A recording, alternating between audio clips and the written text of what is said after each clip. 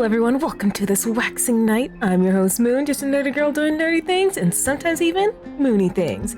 Tonight we're back with some more Honkai Star Rail, continuing the 3.2 story.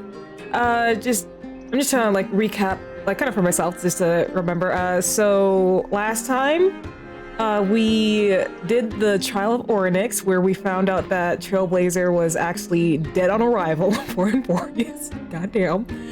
We have 15 days to find our, find our soul before we're dead. And Anaxagoras, Nobody expects the Spanish Inquisition. No! What the heck? Hero, thank you for the Spanish Inquisition. I wasn't expecting it. Anaxagoras has met up with the Council of Elders and is potentially trying to do something with the Titan's body, Hefeli's body. He's trying to do something with it. And then there's something else. Oh, right. Mighty, love you, Mighty. He sent a message saying, surprise, surprise, the Flame Reaver is back. They weren't defeated in that last battle. Who would have guessed? So yeah, that's basically everything that happened. So I made a little oopsie and I got a little too close. I don't know if Lygus will say what he said before. I got a little too close and he started talking, but he was like, oh guys, Finon and the Trailblazer are on their way. I carefully into Lenten above, as the Theoros I have observed. Virtuous citizens of Akama, Finon of Ides, Elysiae, and the Outlander are heading toward us. Oh sweet, he repeated himself.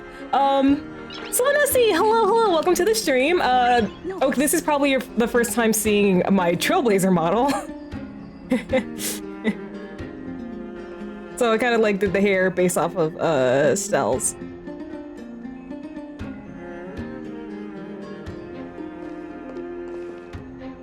But yeah, how are you doing tonight? How have you been? Aglaya, what happened here?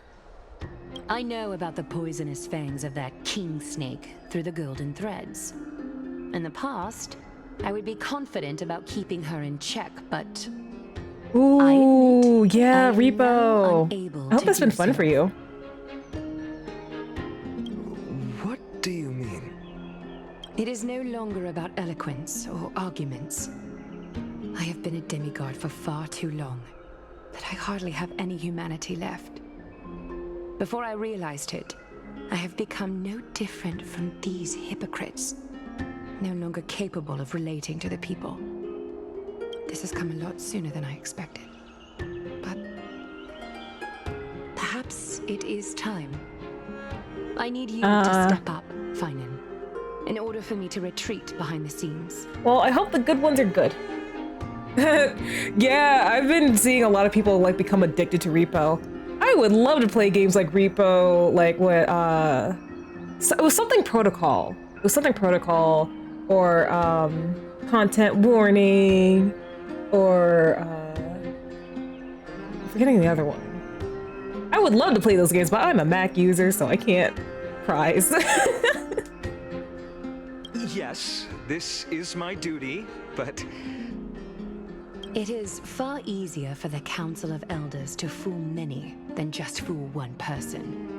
Their so-called Chipbean, hello. Welcome to the stream. How you doing tonight? Power using words instead of lances. Oh yeah, I am playing the 3.2 story, so if anyone wants to leave because they don't want to be spoiled, I totally understand. Because that's why, like, I play like obsessively when the updates go live, because I'm like, I don't want to be spoiled. Yeah, Lockdown Protocol. That looks so much fun. But cries and Mac user. There is no glory in winning this debate, but that makes having respect for humans so much more a debate. Finon. Oh no. You are a Chrysos heir without flaw, capable of relating deeply with humans. I appreciate what you've taught me, Aglaya.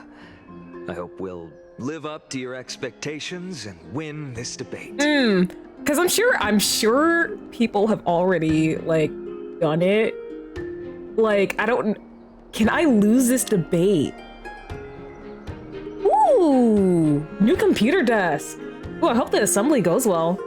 It was pretty fun assembling. Okay, my desk isn't a computer desk. It's actually like an art desk. But I love all the storage it has. Part of me is debating, do I do this on my own and potentially fail? Or do I look up the answers?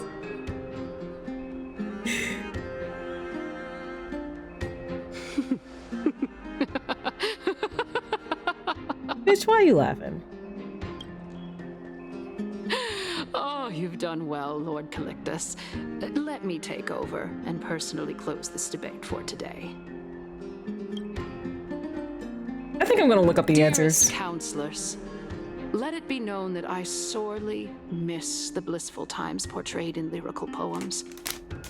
Back then, Amphorius was home to nearly 1,000 cities, each with their own local faith, while gods walked the earth and shared close bonds with humans.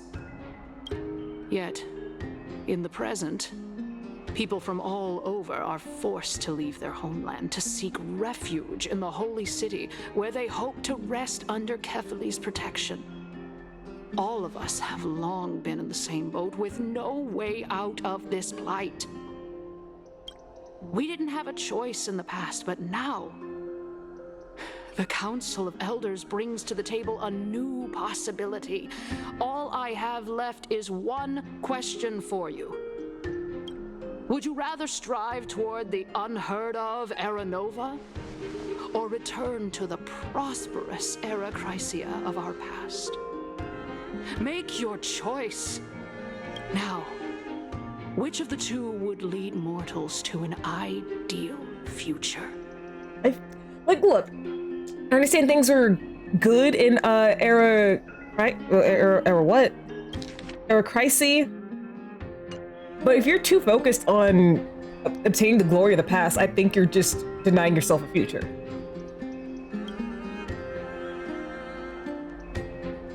No hesitation, I stand by Era Nova.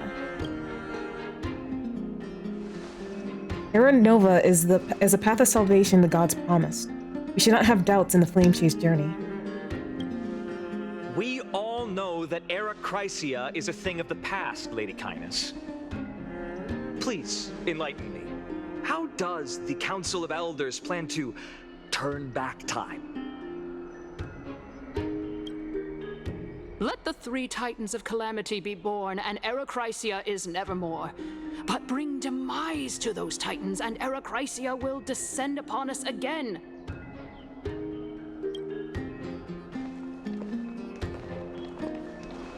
Know that the Council of Elders is never one to make empty promises. Look at who we have on our side. Anaxagoras, one of the Grove's 7 sages, and Castorus, Idonia's goddess of death. Look. I don't see this as a betrayal, Castorus. Not from you. Because I know you're trying to save us right now. With the help of these two heroes, I can promise all of you that Era Chrysia will exist once more. Aren't they Chrysos heirs? They're supporting the Council of Elders instead? All right. Thanks for the alert, Sylvanesty. It's clear from the start that these heroes do not get along well in their group. All the more proof that Aglaya is unfit to speak on behalf of every Chrysos heir.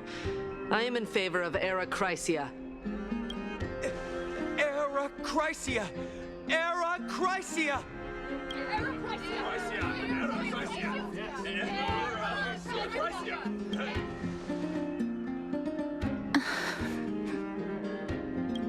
Castorus? Why are you standing over there? He sounds like a kid puppy. I can't. You finally arrived, Anaxa. So have you, Kaz. Don't worry, Aglaya. Well, I know that you have many queries. Could you continue to converse like how the citizens normally do? Tell me, dear citizens, if we successfully retrieve and return Thanatos' core flame without anyone passing the Death Titan's trial, what would happen next? The answer is simple. We will have a chance to rid the world of death and bring Amphorius back to an era when all beings live forever. We'll usher in a new future that will be entirely different from the flame chase journey. Okay, sorry. Thank you for the hydrate. Well, that sounds nice in theory. The Shienzo is literally a perfect example why that's not like the best thing. Because what happens when? Because assuming people still have like the ability to reproduce, what happens when there's too many people on Amphorius and there aren't enough resources? What then? What then? He's one of the 7 sages. Your proposal is much too idealistic. As long as the Black Tide still exists, how can we go back to the old days? Remember what I previously said? Kefali's core flame is guarded by the secret power of the Council of Elders. Plus, Fagusa's water curtain will be able to block out any external perceptions. Tell me, dear citizens, have any of you ever seen even a glimpse of the threat that this person is talking about anywhere within the walls of this majestic holy city? Oh, wouldn't it be amazing if the threat just showed up now? But this place will become the Flame Reaver's target sooner or later. Oh. Could it be that you heard that from the Flame Reaver themselves? Citizens, let's loudly sing the blessed hymn. Oh, beautiful old world, where are you now? Can this bitch shut up, please? Legendary She's so annoying. Anaxagoras, return to the mortal realm. After the destruction of the 3 Titans of Calamity, the flame chase journey will have to end. Yes! This is bad. The masses are now totally riled up. Anaxa, pray tell. Everything that you've mentioned hinges on the premise that we can find Thanatos' existence, right? Thank you, Lady Aglaya, for still caring about this city. However, dear citizens, we are truly fortunate and blessed. For Castorus, Idonia's goddess of death, will surely find Thanatos under my guidance. What? With that, I solemnly promise that the core flame Lady Castorus brings back will be personally managed by the Council of Elders. Thereafter, if we are able to garner the support of all of you at the Citizens' Assembly, we shall spare no effort in ensuring that the Anaxagoras will return to our world once again.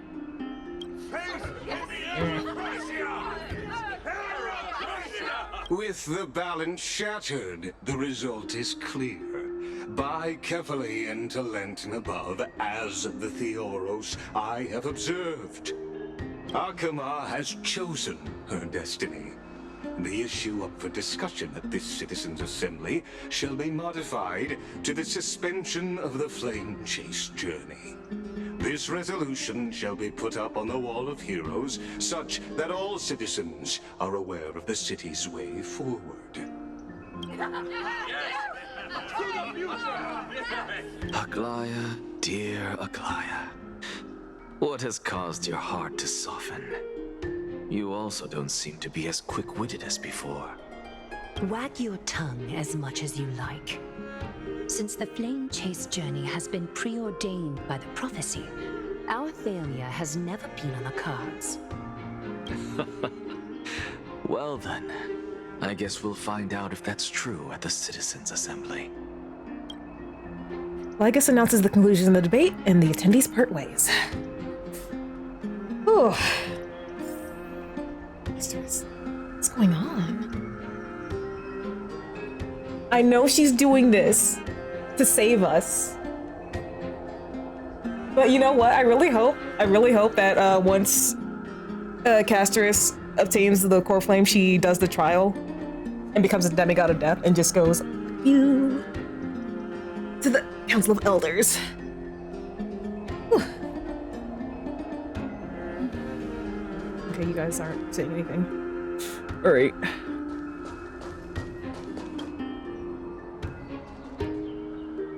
Well, it seems that when I sent you to look for Anaxa, I unintentionally facilitated your partnership with him instead. My apologies, everyone. I know that you have many questions to ask me. I will answer them to the best of my knowledge. Hey, I already know I know you have very good reason for this. In that case, please tell us as much as you can. What happened when you went to look for Anaxa?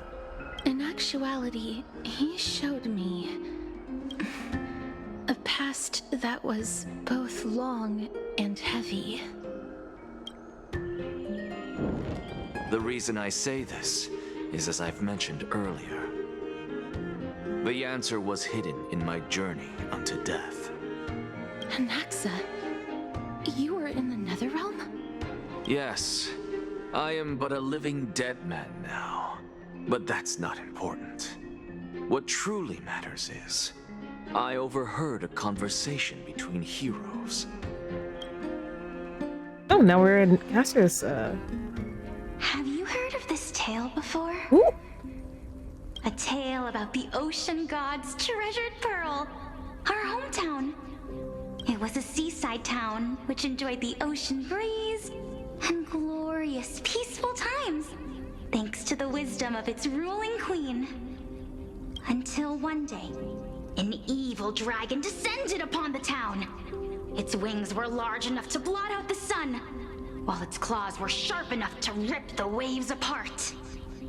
It barged into the tall tower and devoured the queen's beloved daughter. It even settled itself in her bedroom, like a tyrant king. The queen assembled 300 warriors who managed to subdue the evil dragon by chaining it up. However, when the queen slit open the dragon's belly, she realized that the princess had long since been digested, and all that was left of her was a pile of bones. Devastated, the queen wept for several days. It was then that a devious, smooth-talking scholar arrived at the palace and suggested that the princess could be revived through the use of dragon bone and dragon blood. That liar called this process the secret art of alchemy. Uh-oh. The princess was reborn! The queen was overjoyed, blissfully unaware that the evil dragon's soul still lurked within the princess's body. As revenge, the evil dragon swallowed the poor queen, the glib liar, the courageous warriors, and all of the town's innocent civilians in a single gulp. Worse still, the souls of the deceased refused entry to the Netherrealm because they were filled with regret. Forced to roam the mortal realm, these resentful souls ultimately converged into a river of souls that would not retreat for a long time. The terrifying death had consumed all. Thereafter, our hometown fell into ruin as well. Until...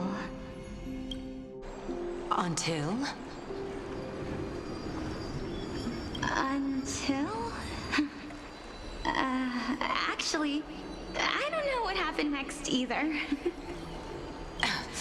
Oh, my. It seems that you still like to whet people's appetites even after all this time, Pelixia. So, according to your story, this is how I used to look? It's practically a mirror image. And yet, what exactly is this?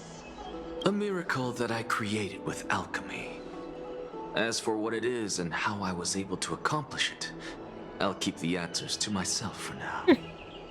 Oh, my goodness. Is this cliffhanger really necessary? Quiet, Titan. Continue to enjoy this splendid play, and the truth will naturally reveal itself. Dragon, huh?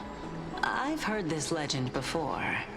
In that case, what do you think of it? I think that this so-called alchemy was a tenuous analogy added to the story by future generations. After all, you've never heard of a tradition of alchemy in your hometown before, have you? Indeed.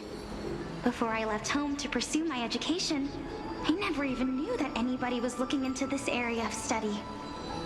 Therefore, we can just treat this tale as a fable told to young children. A fable, you say?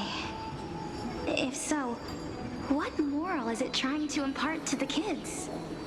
I guess it might be the concept of equivalent exchange? Oh?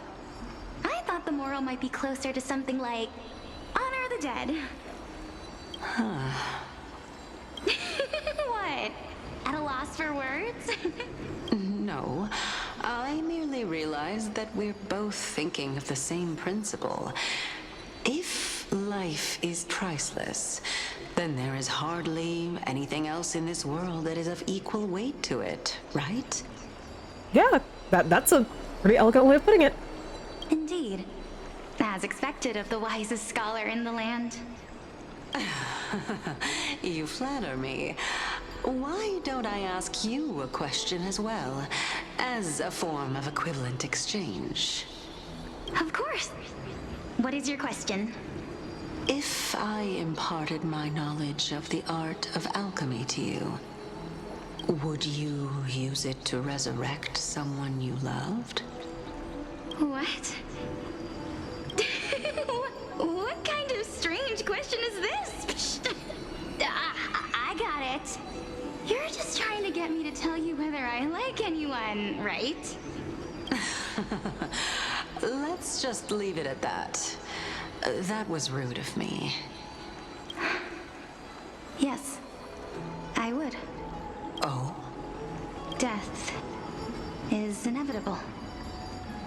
In the days to come, I'm certain that someone whom I cherish deeply will leave me for good. Wait, wait. Because I remember last time, like, Naias, Calypso, and Polixia were, like, in this very same spot. Is, like, Naias just, like, standing in the back somewhere, just listening silently?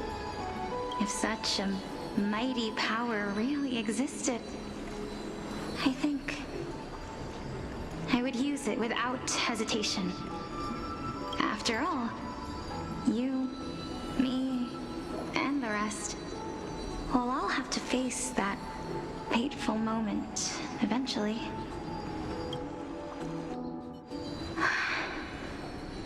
My time is finally here. However, perhaps because of my firm belief in the immeasurable value of life, I am unable to complete the trial.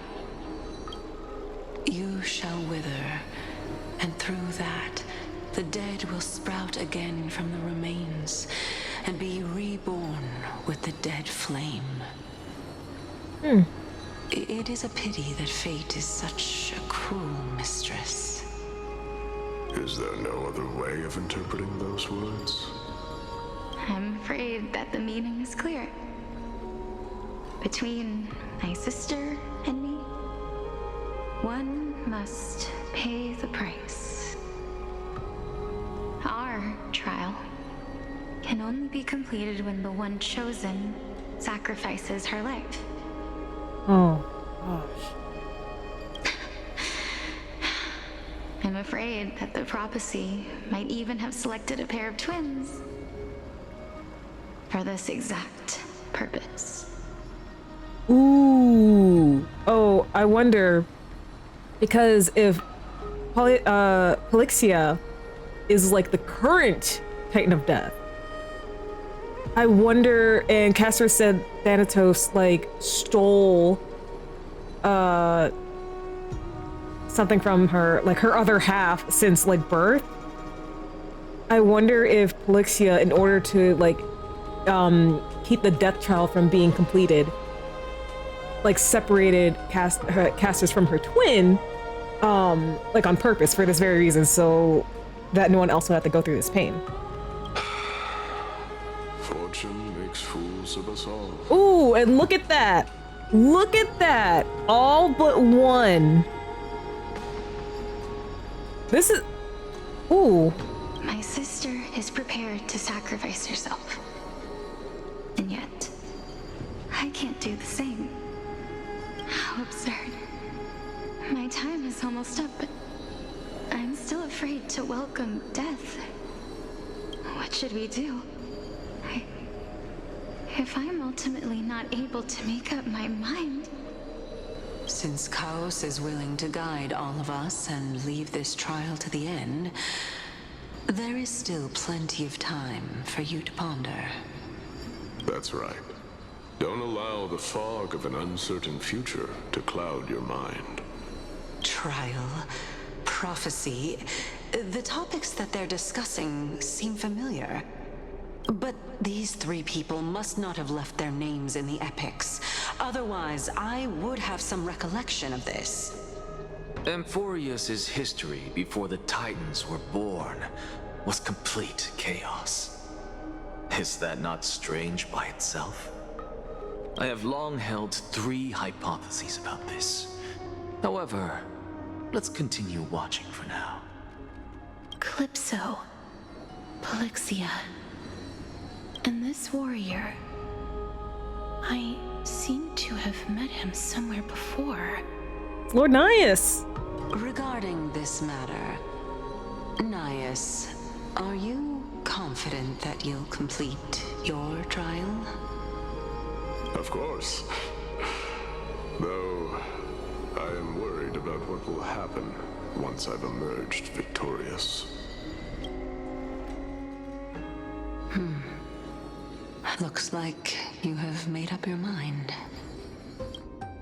Yes, this is the safest course of action.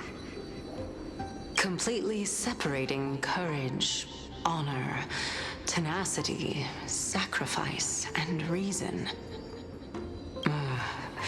You really know how to make things difficult. Please, young lady, witness my fall and demise. Lady Calypso, you shall host the soul-rending ceremony. I do not understand. Why would you dare to sacrifice yourself for a future that you won't get to witness? Because this is our destiny. The power that resides within me is so intense that I will one day be engulfed by it. Furthermore, a valorous death before glorious return has always been the path I chose to walk. A journey I began long ago. If your sister or Chaos were in my position, I believe they would make the same choice as well.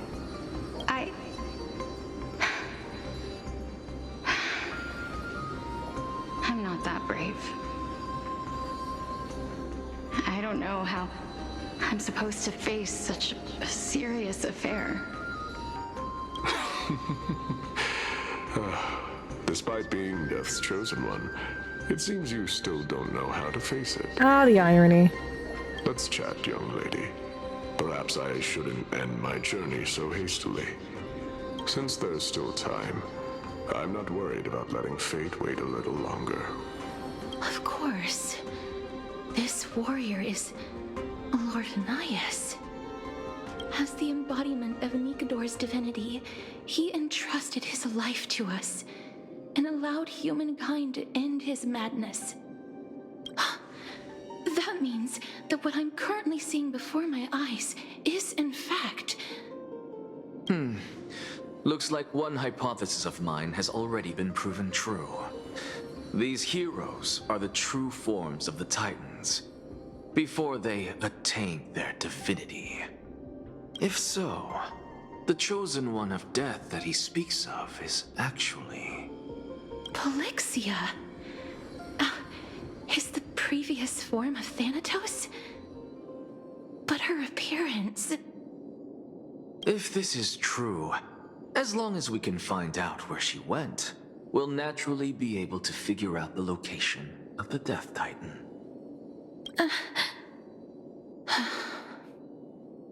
But before that, we first need to witness what ultimately happened to Lord Anias.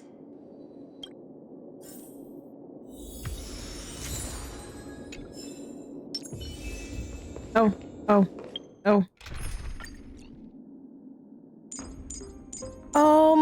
Well, I do have her. Here. Let me try, if we end up fighting, let me try the cracked. Let's see how this works. Nikador's courage is a testament that they have never once retreated from a battle. I've heard that these words are still engraved in Castrum Kremnos even today. It didn't occur to me that they were actually part of an alchemical formula.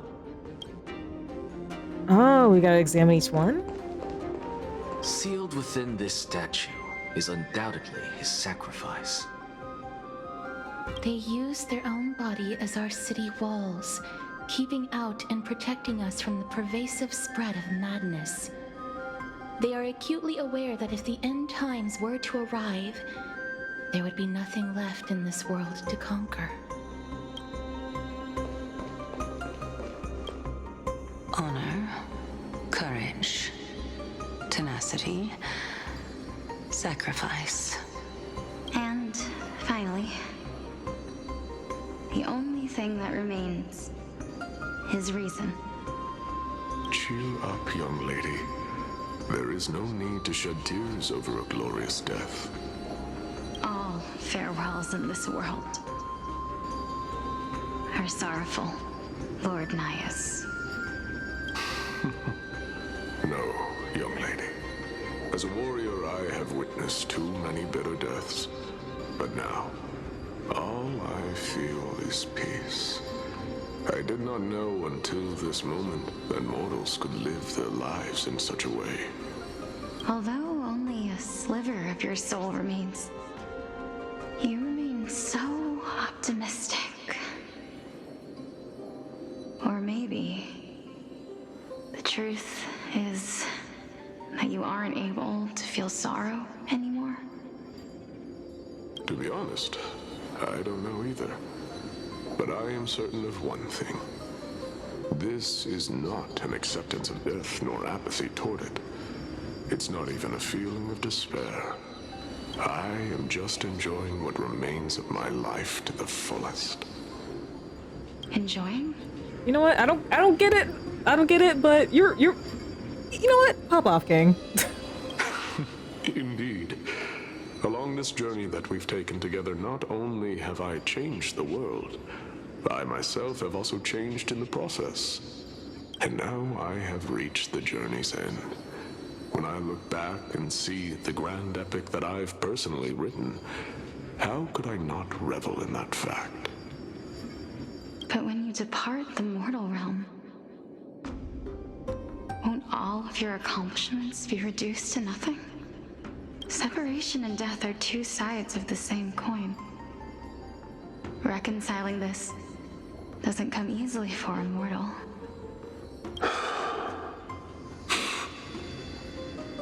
Finally, let me recount to you a story of mine, young lady. The first time I returned from the battlefield, I felt extremely hollow.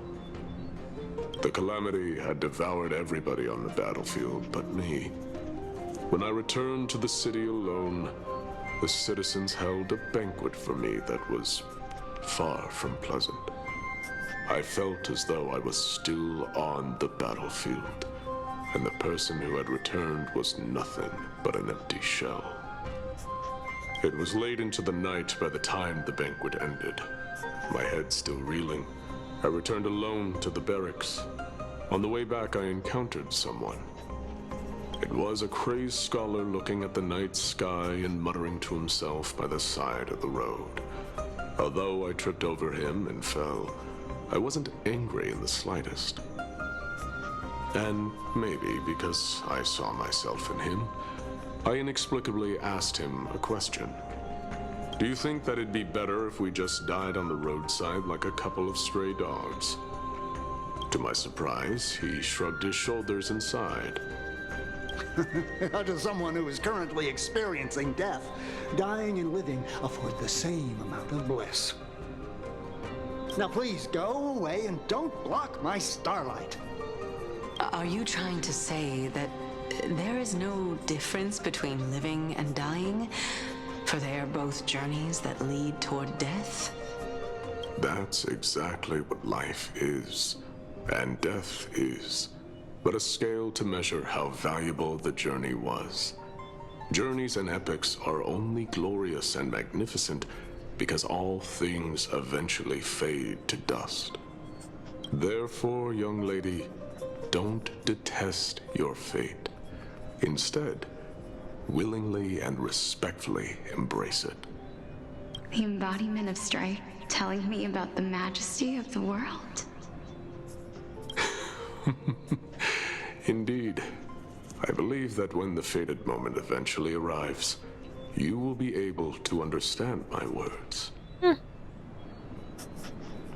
Nice is giving advice to Polixia, but in a way he's also giving that same advice to Castorus. It is time for me to knock on death's door. I will set up a long table at the end of the road and humbly await your arrival. When that moment finally comes, let us drink and be merry then.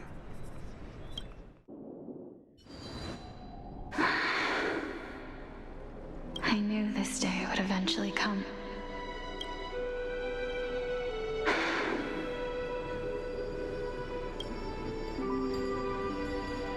Are the both of you ready? Mm-hmm. Polixia. I'm here. Oh my god! What? This... This is quite interesting indeed. Is this... Polixia's sister? You two look like twins. Is it... me? Now, it's time for us to fulfill our promises. Are you afraid?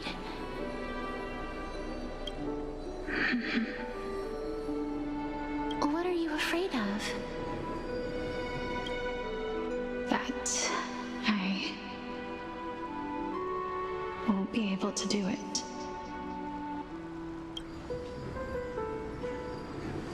You shall wither, and through that, the dead will sprout again from the remains, and be reborn with the dead flame. As foretold in the prophecy, and according to our vows, once it all ends, we must face our fated moment head-on. Even if it was prophesied, do we have no say in the matter? It's so unfair. Why are we the only ones who are forced into mutual destruction? Let me do it, sister. Let me be death's sacrifice. I was never long for this world anyway. But you're different. I was the one who wasted your life after all. You're wrong, Polixia. I don't think that my life was wasted.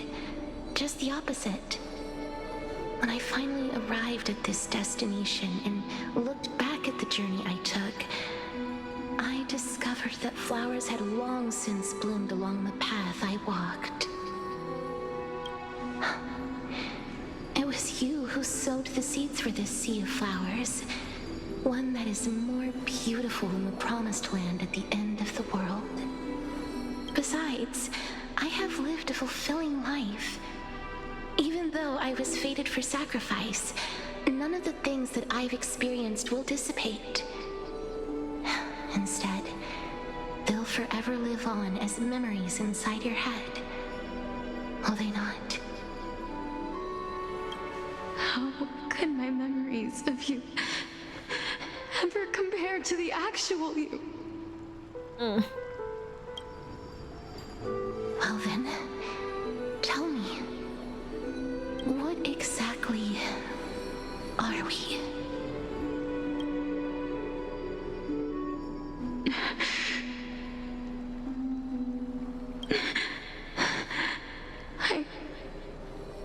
I don't know.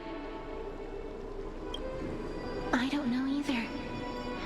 But regardless of what the answer is, regardless of how we're shaped by others, or even by this world, ever since we were born, the fact that we existed was predestined, and nothing could erase it. This is why I will always, always be by your side. We're twins, after all.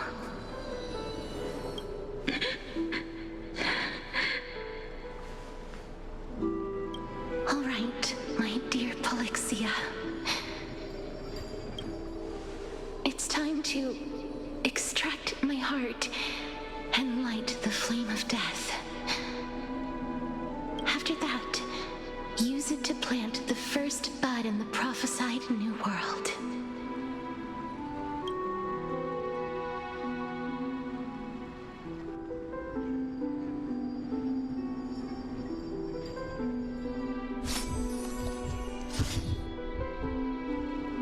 If I imparted my knowledge of the art of alchemy to you, would you use it to resurrect someone you loved?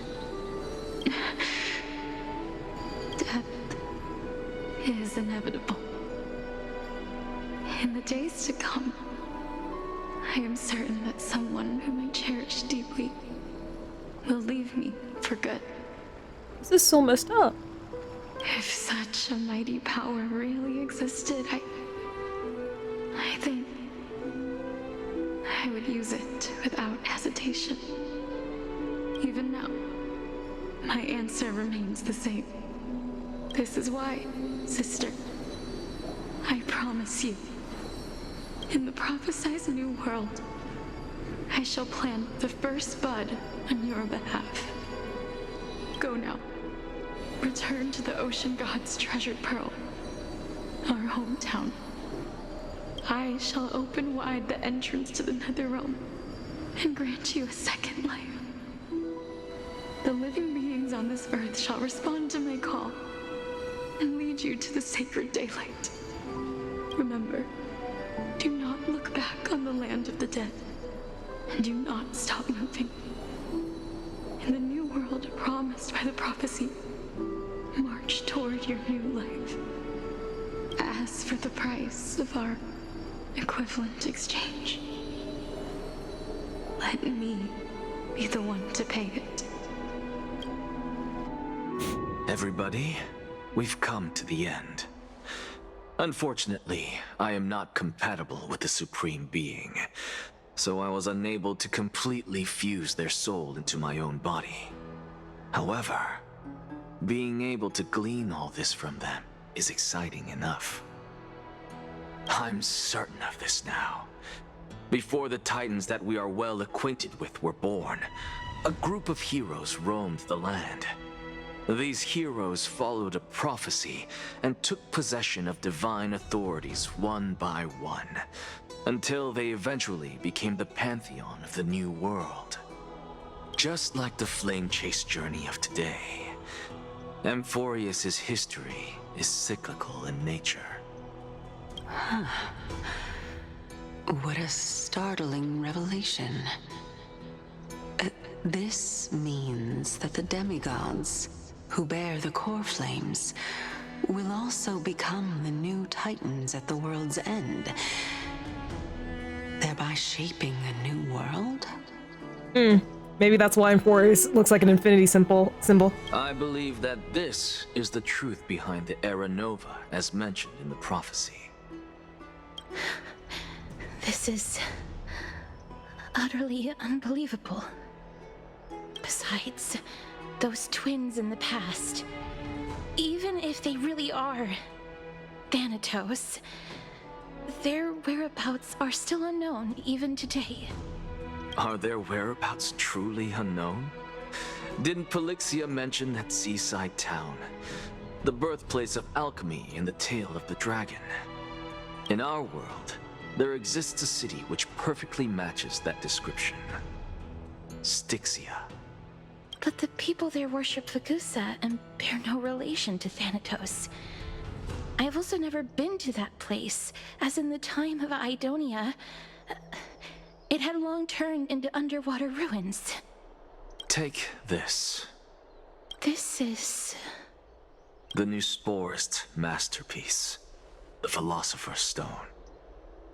It was made by transmuting all of the sages' wisdom into a single entity, with their flesh and blood as its foundation. Bro, I'm sorry, I didn't know I was playing a gacha version of Full Metal Alchemist, Equivalent Exchange, Philosopher's Stone. What? Remember?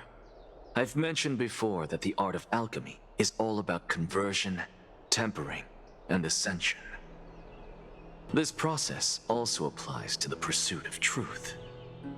Regardless of how unbelievable this sounds, the truths of the world have been refined from the impurities. Think about the story of the dragon. This stone will lead you to your real hometown, allowing you to reform the door to the Nether Realm and discover Thanatos' fate. You still look as confident in your victory as ever. But what if your conjecture is wrong? Simple. I shall merely admit to the entire world that my experiment was a failure. However, my line of thinking will not fail because I have already planted the seeds of doubt into the hearts of the masses. Actions speak louder than words, Castoris. With the assembly about to begin, don't forget the promise you've made. I've already searched for so long. I'm willing to try one more time. While we converse, her life is also slowly slipping away. But before I leave, I have another question. What exactly did we witness just now? That was the world imprinted in Kefali's soul. If we are to prove its existence, you must take the final step. Go. Do not disappoint me. I understand. Hey, child of humanity. Don't get antsy. I still remember the question you posed to me. As a scholar, I do not wish to offer up ambiguous conclusions. Let's discuss this topic again when she manages to find the evidence. I merely wanted to ask, was that stone transmuted from your heart? If so, rebirth is no longer an option for you. Why not? When I was a child, I lost someone dear to me. When I was a teenager, I lost my faith. A while back, although you saved my life, I also lost my soul in the process. Holy shit. Now I'm merely forsaking my body. What's the big deal? Oh! Why are you always finding ways to die? Isn't it good to be alive? This is but a necessary sacrifice on my path to transform into the purest of them all. Can someone who's dead even claim to be the purest of them all? Furthermore, if your hypothesis is proven correct, does it not just confirm that the myths are true, and thereby invalidate all your theories? No, it's just the opposite. If my hypothesis is correct, it means that I can actually ascend to godhood and reshape this absurd world that you all have created. Currently? That's a lot to take in at once.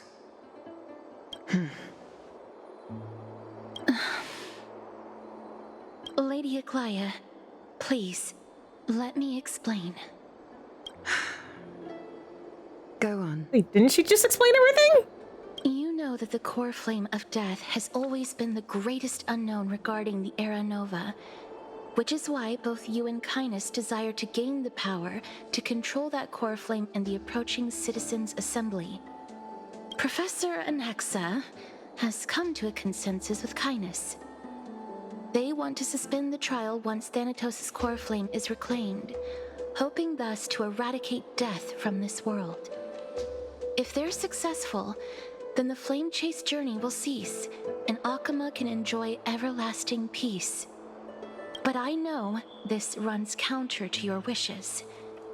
So long as we do not usher in Era Nova, the Black Tide will never be eradicated. Even with Lord Mighty on the front line, and the Black Tide not posing an immediate risk, the danger nevertheless remains. Honestly, it's difficult for me to assess the pros and cons in this decision. But someone must bring the core flame before we can begin negotiations over it. True. The Titan could be very near. I cannot let this chance slip by. Besides, someone has to make this trip to bring back Mrs. Soul. Well said. You already had every reason to seek an audience with Thanatos. It's that great performer who has weaponized your wishes and placed us in this difficult situation. A world without death. Do you desire that too? If fate dictates that my path must oppose yours, I will do all I can to resist it and protect what I aspire to achieve. Lord Mighty showed me that without taking the first step, all talk of what follows is moot.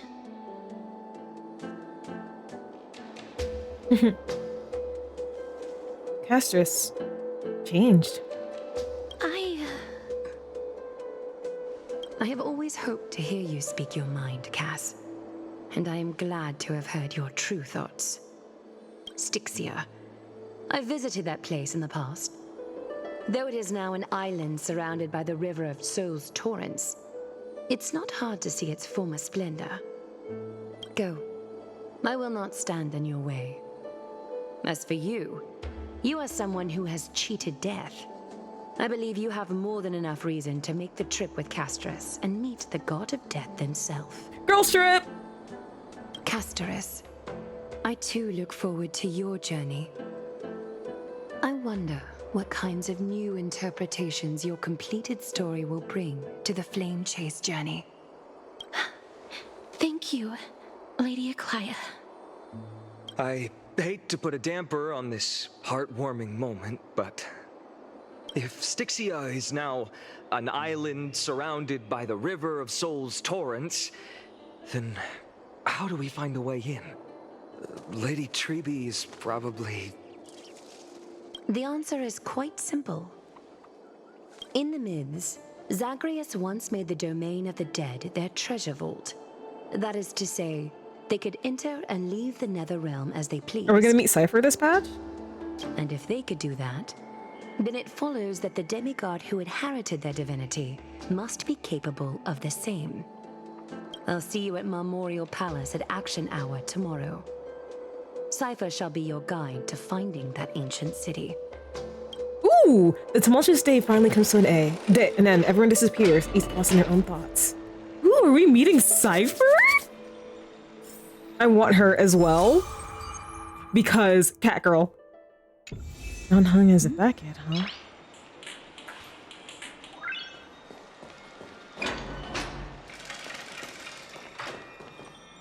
Hey, friend! Is the debate finally over? Did you Oh, win? we lost horribly. We managed to win ourselves a glorious defeat. Won a glorious defeat? You sure know how to look on the bright side. Well, moving on.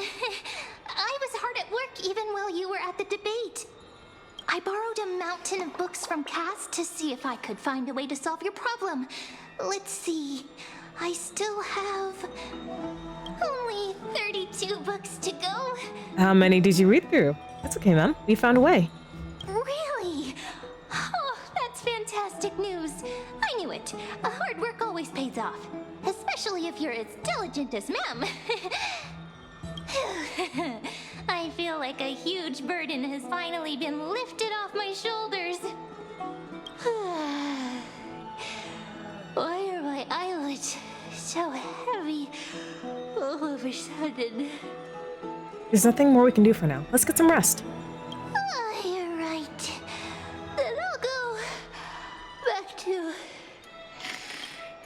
As was their custom, Mem with astonishing dexterity slipped back into their secret little hideaway. Good night, Mem. Good night, Akama. It is nighttime now, right? Later, somewhere in Akama.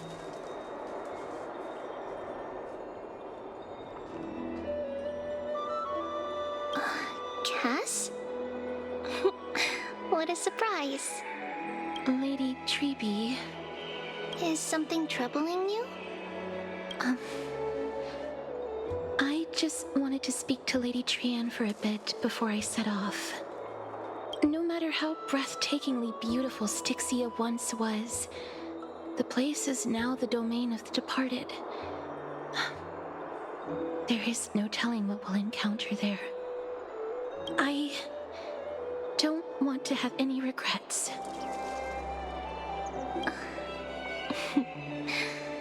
Has anyone told you that your eyes are sparkling today? Is that a figure of speech? In the past, when you did smile once in a while, all of us could see that your heart remained troubled even as you smiled. Lady Treeby, you know perfectly well that see you tomorrow is nothing but a white lie. I hope your toughness is not a mask hiding a lonely heart. Cass, you hardly ever talked of your past. None of us knows what you went through apart from Maggie. But we know it must have been filled with pain and hardships, as it is the fate every Chrysosaur is destined to live out. We are just happy for you that the core flame you're meant to inherit has finally surfaced. Isn't it a little too soon to say that? But you already know where tomorrow is, don't you? There is no need to rely on anyone else. Just give it your all and leave no regrets. We have always believed that your embrace is just as warm as everyone else's. Now I'm thinking about that animation short and oh my gosh. Because we embrace others to comfort them. And Cass, you're the kindest Chrysosaur we know. Thank you, Lady Treeby. I'm gonna get emotional. This feeling, it's hard to put into words. I suddenly found myself with so many wishes.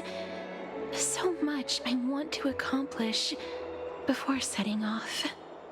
Then go do it, Cass. Trian was actually working on a surprise gift for you. It's a pity she didn't get to finish it. But now Trinan and I are working on it, and we'll make sure to give it to you. Stop! So, let's meet back here when you return from Styxia. Safe travels. See you tomorrow! At the same time! I can't sleep.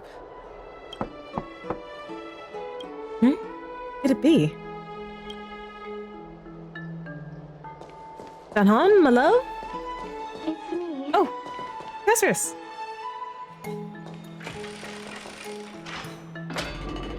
I'm having Danhung withdrawals. I hope I didn't wake you. Is it another mission from Aglaya? Huh? No. No. I'm here because of private matters, actually. If it isn't too much to ask, I'd really like it if you could come along with me to retrieve something. Sure, let's go. Aren't you going to ask me what it is? It isn't a long way from here. Shall we? We shall. I'd love to go in and take a look. Have you heard? Seems like all the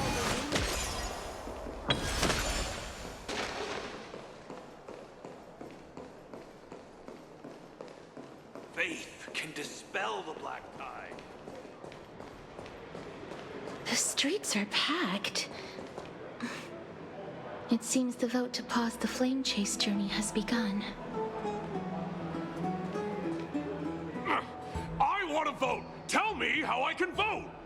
Take your ceramic shard engraved with the Kefali rune, select the Council of Elders in your heart, and pray silently until the shard registers your choice. Then toss it into the Dolium. The Council of Elders? More like the Council of Buffoons? The Black Tide took my hometown long ago! Who are they kidding with bringing back Anaxagoras? It's all a sham to create their own Anaxagoras in Akama! Retweet. The Titans are just. So long as we do not overstep our bounds again, we will not incur divine wrath.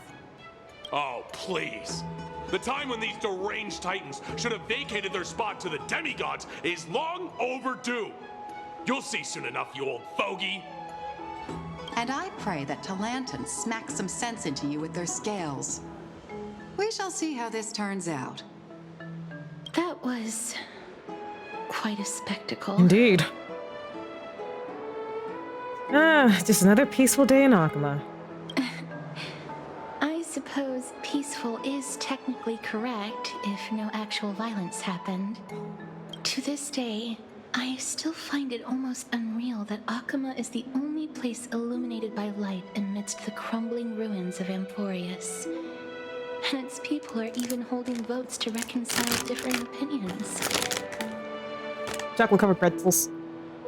This peaceful sight is making me forget that this is the end times. You look very confused. Before coming here, I had lived for many years in Idonia, a city of rime and frost. The people there were devotees of Thanatos, and were well known for their unique burial rites and traditions. Traditions that I played a major role in. Because of the curse on you? Yes. You now know me as the Mortician of Akama. But back in those days, I was Idonia's Maiden of War. I was trudging across the frosty plains on my own when the Idonians found me. They saw the curse in me as a blessing from Thanatos, and believed that my hands could correct the Anaxagoras' mistake and lead them to meet the great god of death. They provided me shelter, but in return, I was expected to grant merciful deaths to war captives, prisoners bound for execution, and heroes alike.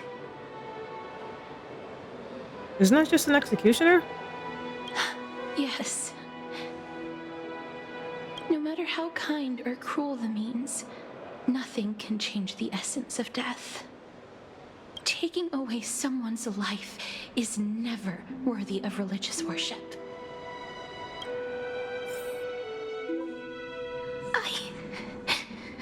I can't do it. They're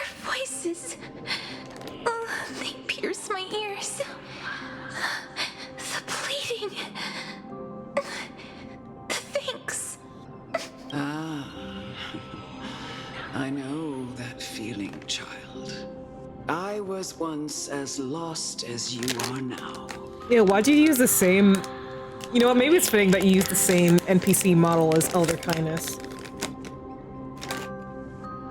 But you must respect those walking towards death. Just like how you should respect yourself as the Holy Maiden granting humans glory and liberation. What you're asking me to do is no better than the task of an executioner. And yet you want me to respect myself. No matter the titles, I am still taking away human lives. This won't be the first time that Edonia's fanatical nether warriors have faced death. On the contrary, recruits new to the battlefield often run away from their first fight. Death is the mightiest and gravest power in this world. The fact that you can wield it means you are deserving of respect. That's such a twisted reason. Then let me tell you a story. In Idonia, the great swords commonly used by executioners are called Draconian, in memory of Drakon, an elderly executioner.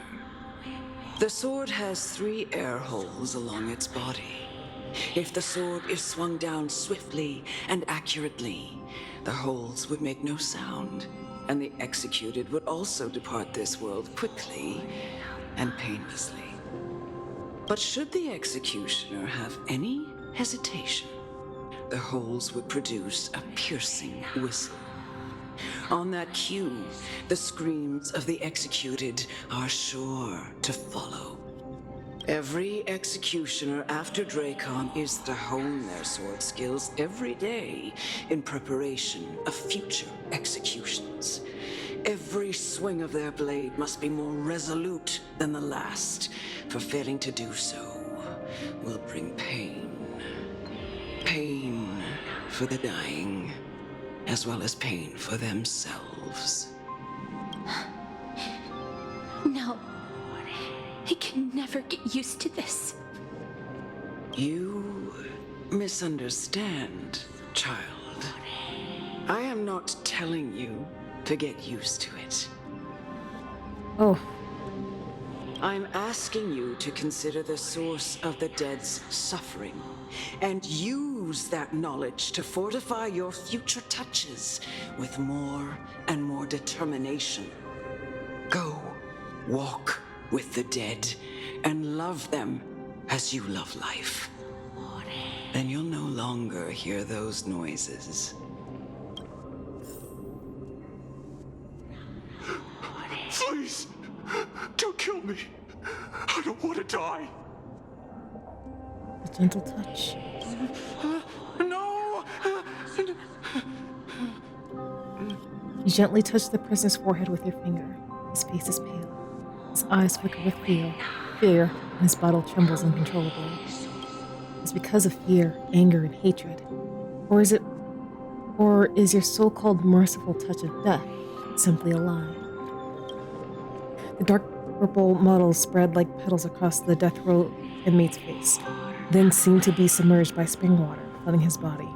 His trembling ceased, and the cries that once begged for mercy slowly turned into a sigh-like whimper as he murmurs to himself. Quickly, everything falls into a dead silence, turning into pitch-black dew that scatters with the wind. You hear your own heartbeat drown out the sound of heavy breathing. May you gain some insights through his sacrifice. Is this all? No. Come with me. This is just the beginning of your life as the Maiden of War. You executioner!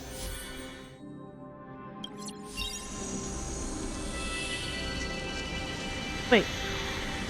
Oh. Wait.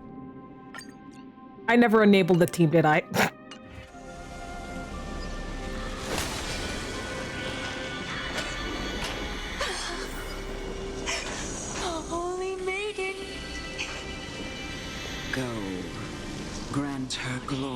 death.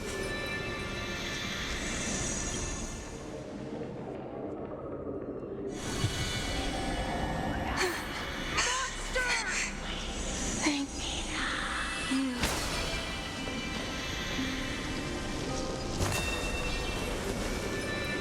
Do it then, executioner.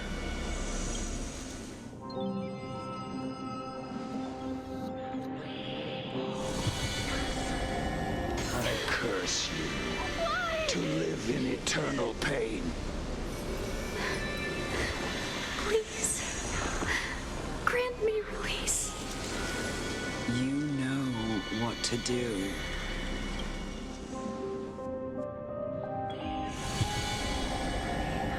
When will this ever end?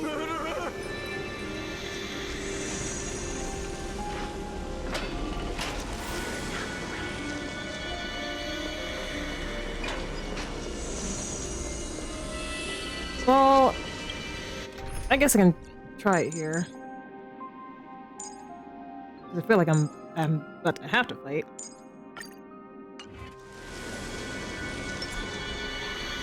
Come. Fulfill your duty. What are you trying to do with me? I have aged.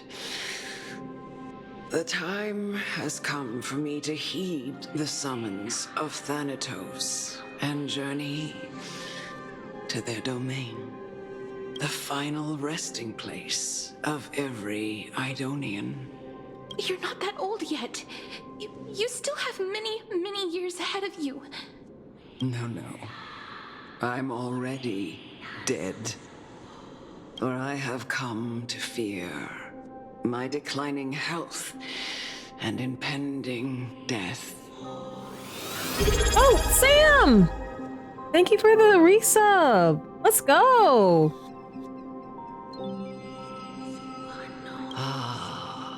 Castorus, will you give me one last chance to charge towards fear and prove that I am no coward? I can't take this anymore. Child, it was I who brought you here from the frosty plains and set your farcical fate in motion. It was also I, Chief Executioner of Idonia, who forced the heavy duty of executing others onto you. I've always known that you have doubts and even anger about my faith. And about Hi, Eden. me. How was Osu? I hope you enjoyed yourself. I never had a choice. Indeed. We essentially abducted you. Yet you can end any sinful life with just a touch of your fingers. Shouldn't it Oh, be it's going well, but like things are getting like dark and heavy with all this here? death talk. I'll never do that. It doesn't matter how lightly the Idonians take death, or how readily they accept it. I simply can't do it. I knew I was right about you. What do you mean?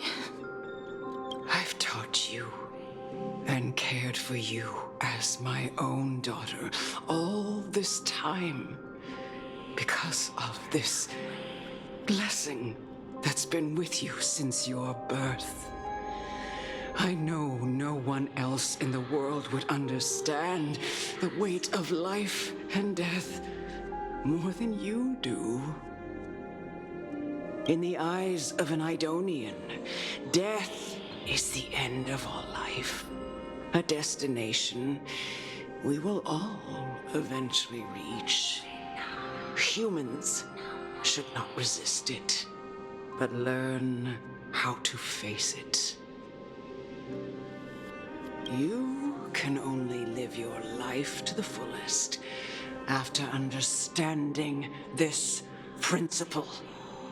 And when you do, even if you eventually leave Idonia's protection, even if you must carry the curse forever, you can live with your head held high, like everyone else. No! How can I? Come now. It's time. I've already taught you all that I know. Show me that you are a fitting holy maiden. Or at least, that you possess the resolve to become one. Come now. Be careful. It's time. I've already taught you all that I know. Show me that you are a fitting holy maiden. Or at least, that you possess the resolve to become one.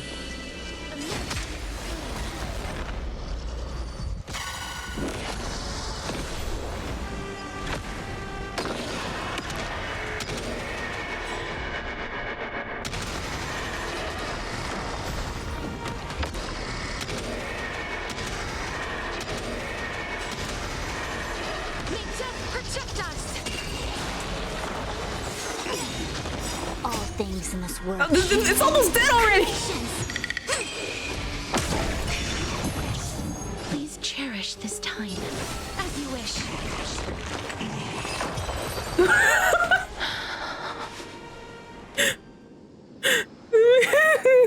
This was the last time I followed her command. I gently touched the elderly woman before me. The executioner, who had seen too much death, died the same way as everyone else. A gasp for air, a wistful look in her eyes, and a barely perceptible tremor in her fingertips. Elder Amunet, the person who tried to teach me about death, ultimately vanished like dew in the morning mist. She spent her life embodying the beliefs of the Idonians, and when death finally came, she embraced it exactly as their doctrine had taught. I have nothing but respect for her. I erected a cenotaph in her honor in the marshes outside Idonia's city walls with the others I had laid to rest. Then, I set out once more in search of Thanatos. It was a long, long journey. I heard so many discussions about death along the way. Life finds meaning in death. The world improves because there is an end. It seems the most terrible darkness in this world. Everyone talks about its heavy weight. Some resist it, some worship it, and some even revere it. How did a disappeared titan become the deepest fear of humankind? And why do they haunt my dreams? I continued my travels to seek an answer. Initially, I was running away. Then, I started searching for it. And now, at the end, I just want to know if my touch, if my embrace, can do more than taking things away. Can I make anything? Can I leave anything behind? I don't want to die. Please, I'm begging you, just let me go. I don't want to die, please. I don't want mercy like this. Just let me go. Wait, are we watching the video now? Wait, is this the 7-minute animation?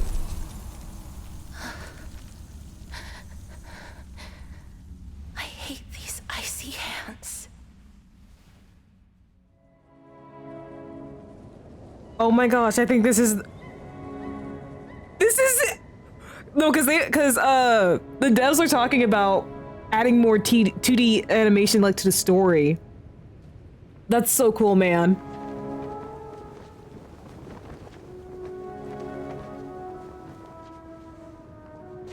I think this is a wonderful way to tell, like, kind of illustrate like the stories about like characters past, especially when they're like young. Because I feel like they tend to use like NPCs, or like they just use a cop out like, oh, Get it over with. End its suffering.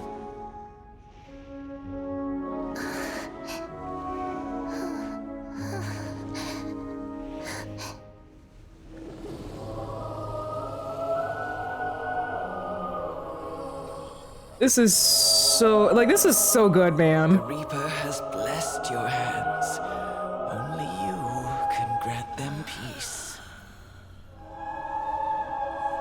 It kind of sucks that like not even wearing gloves will like, because normally with these types of, oh, if you touch something such and such happens to it, usually like wearing gloves like will negate that, but no. That touch of death was like, nope. Embrace death. Walk alongside it. Ring around the rosy, pockets full of posies, ashes, ashes, we all fall down. That's what I think of whenever I see that. And also, I remember the dark origins of this song.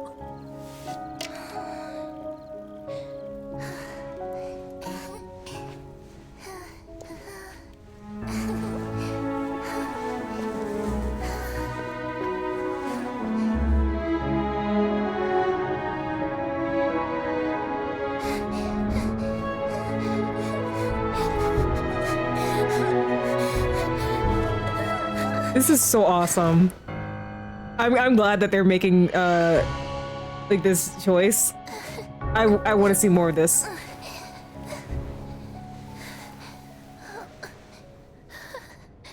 Poor baby.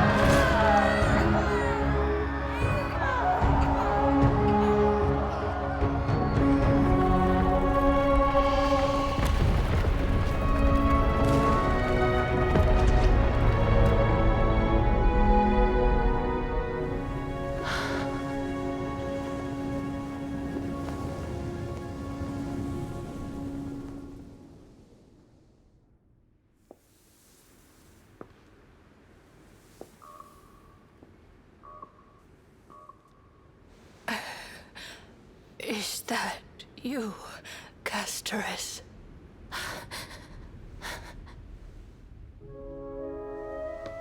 All of them have gone, heeding death's summon, crossing This is into their them holding hands with the stick is cute, but also heartbreaking at the same time. Must go too. I don't fear it, just I have some regrets. Watching people leave this world again and again, it must be lonely for you. You must want to desperately embrace them before they go.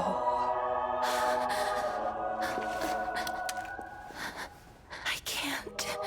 These hands, they're too cold.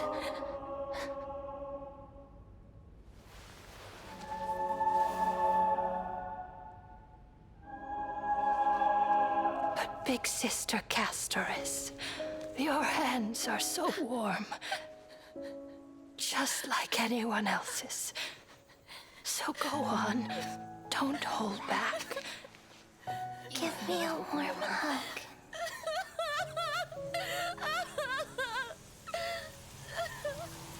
Oh, heartbreaking. Oh my gosh.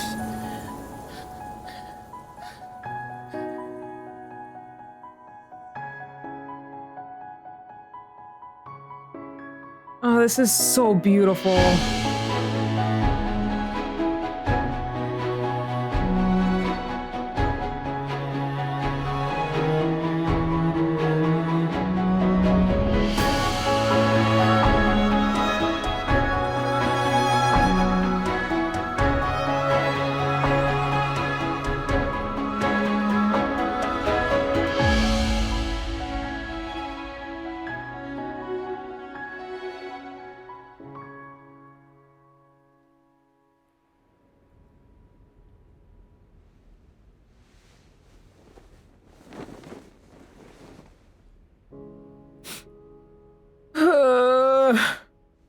Can hands like these really be warm?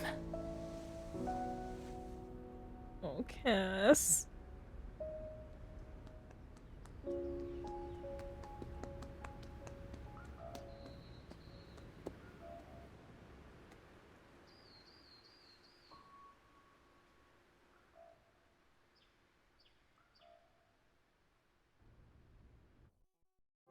On the day that Oryx's trial ended, you must have had many questions. I felt just as confused.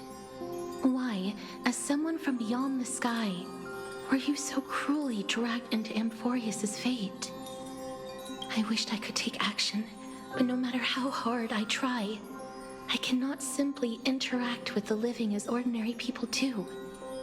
Even when we brushed against each other unintentionally in the grove, and it was obvious that nothing had happened. When an almost unattainable hope finally welled up in my heart. When I thought that perhaps my touch would no longer bring sorrow, fate declared to me, it wasn't that the curse of death had finally been lifted, but that your soul no longer belonged to this world.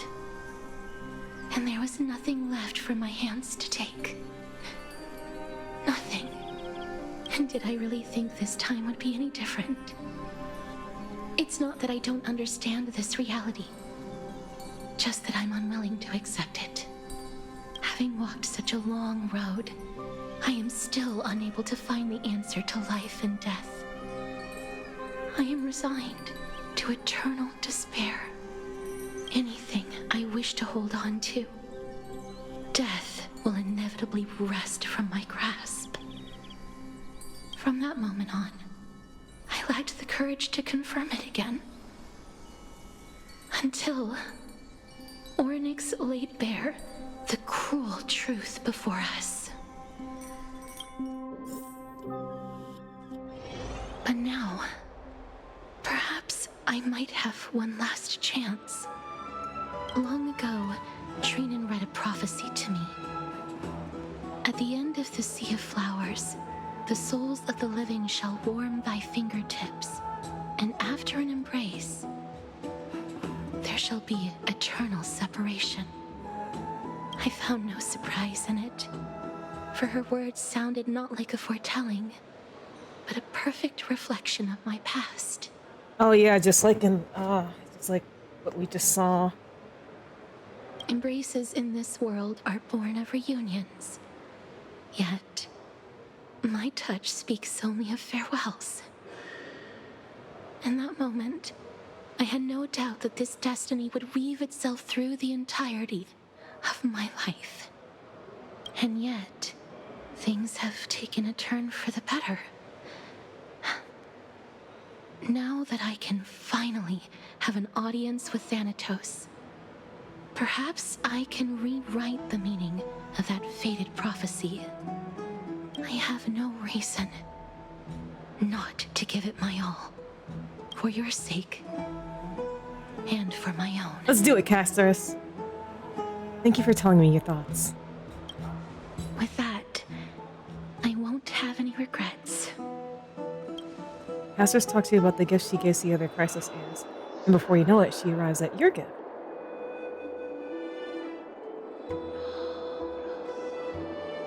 Let's put that aside for the moment. We've arrived. I want to retrieve a small gift I specially prepared for you. I made it myself, like the trinket I gave Lady Trianne. I want to leave something for everyone, if possible. The journey to seek an audience with the Death Titan cannot be an easy one.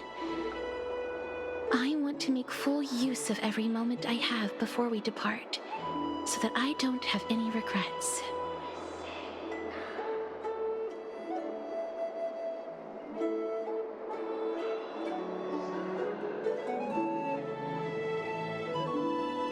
Is it a brooch with my face on it? No, it isn't. You'll know when you see it. Look, it's right there. Huh? Where did it go? What's going on? Cypher? Did you get in trouble with some phantom thieves? I am not some corrupt grown-up. Let's go Persona 5 reference! What's this? Cypher. I knew it. The coin of Zagreus and a slate. So it's her. Holy moly, a kitty thief? No doubt about it. This is her favorite symbol. It's a Lady Cypher, the demigod of Zagreus whom Lady Aglaia had spoken of.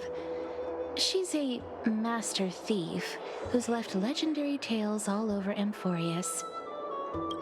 So many years have passed, yet she's still announcing herself in such a crass manner. Let's just do as the slate says and look for Lady Cypher. Okay, dear Princess Homebody, walking through the busy garden, I discovered the remarkable gifts crafted by Princess Homebody. They are truly splendid, and I'm most impressed. I've also taken your charming presents prepared for fellow Chrysos heirs. In your right parlor, I observed the beautiful felt dolls, the beige and lavender striped tapestry, the classic Idonian tripod table, and in left parlor, the jewelry and exquisite art pieces meant as gifts. This time, I only claimed this modest gift. I fear it would attract tasteless little thieves, so I'll safeguard it for now. Naturally, I left appropriate payment, a single coin. If the price displeases you, feel free to negotiate its return. Though should that happen, I won't be satisfied with merely one coin. Should you wish to find me, visit Memorial Market. There lies a golden short spear I've left. You know what to do. It shall guide you to me, and before you ask, I won't accept any questions. Please forgive this small intrusion and accept my highest regards. P.S. Who displays biological specimens at home? They're quite unsettling. You might want to store them away when entertaining guests. P.P.S. Despite your considerable investment in the Idonian ossuary hanging on your parlor, I regret to inform you it's a fake. The original was craftily switched by those cunning scholars of the Grove of Epiphany. The full story can be found in the yet unpublished memoirs of Sephira. Sincerely, Kitty Phantom Thief. To see the gift and teach Kitty Phantom Thief lesson, you head to the market and find the short spear she left behind. Look, it's right there. This is the golden spear mentioned in Thief's letter.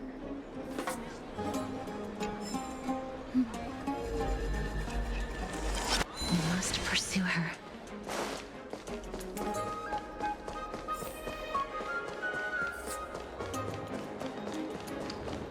Huh? This is a trick she left for us. Clearly, Kitty Phantom Thief wants to play a little game with you. 2 short spears, 1 correct, 1 wrong.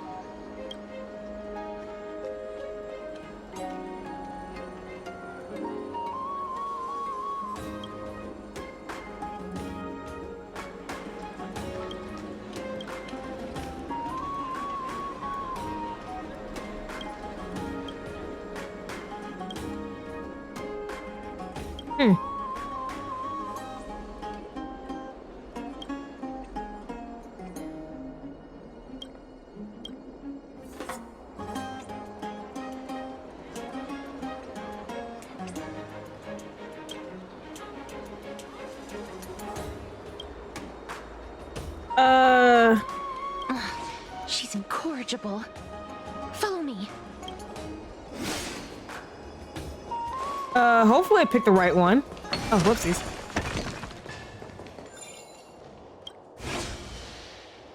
This is how it should be.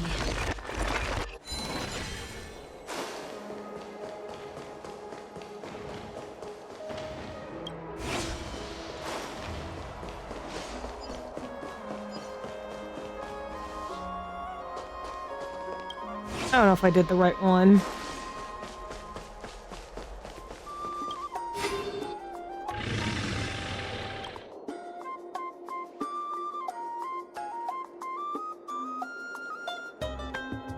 I see. The Jones is a cat. She seems to be saying it right. Oh no, yes.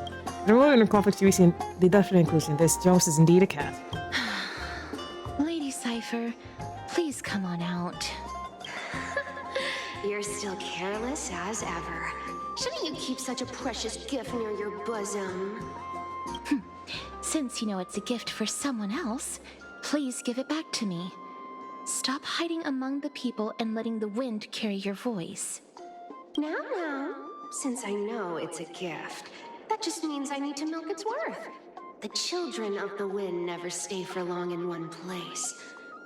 Unless your offer is tempting enough to still the wind. What say you? Name your price.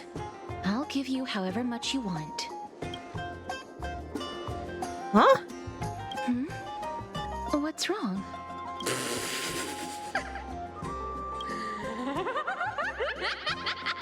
No wonder they call you Princess Homebody. Why don't you two come over to my place? It'll make a better venue for proper business discussions. You can find where I live through the winds I've sown. Right. Piece of cake. I can do that even if I can only sense your soul. All right, I'll see you there. By the way, everyone cool with me collecting a deposit before we reach an agreement, right? Now, come this way. The Dew of Divine Blood in the backpack has been stolen. Where did my Dew of Divine Blood go? She's incorrigible. Follow me.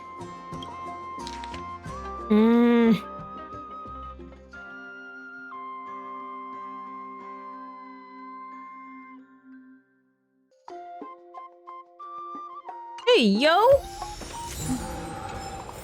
My line!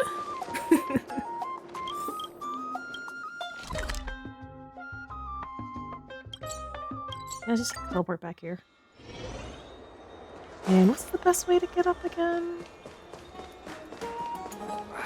These fruits aren't very good quality. Oh, right here. Does it really work?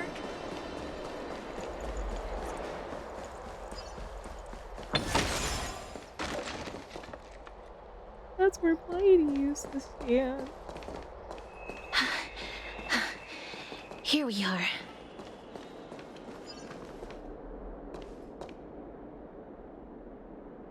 Over here!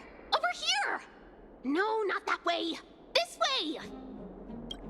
Come on. If I really wanted to hide, you'd never find me. So relax, you two. No need to get your hackles up. I'm not that scary, am I? Meow. Alas, a character that meows has appeared! No way. Some people might have been into that a millennium ago, but it's long since gone out of style. Loosen up, buddy. Shall we get down to business? Give me the jewelry piece first, or everything's off the table. And my Dew of Divine Blood! Oh, come now. Don't be so upset. Relax. Relax. I just want to share that with Don Hong. Look, isn't the view here just great? You can see what everyone is doing and where they're going, and they won't even know you're here. Now that we've broken the ice, let's get to the point. Everything I've said so far has been a joke. I'm inviting you two here for 3 things. 1, the seamstress found me, and wants me to take you to Styxia to look for the Death Titan. 2, the Council of Elders also found me, and wants me to make sure the core flame of Thanatos ends up in their hands. Look at you, having your finger in both pies. And last but not least, I'm telling you that I'm not interested in doing either of those things. Don't go look for the Death Titan. The end. Some time ago. Well, this is some high-quality stuff.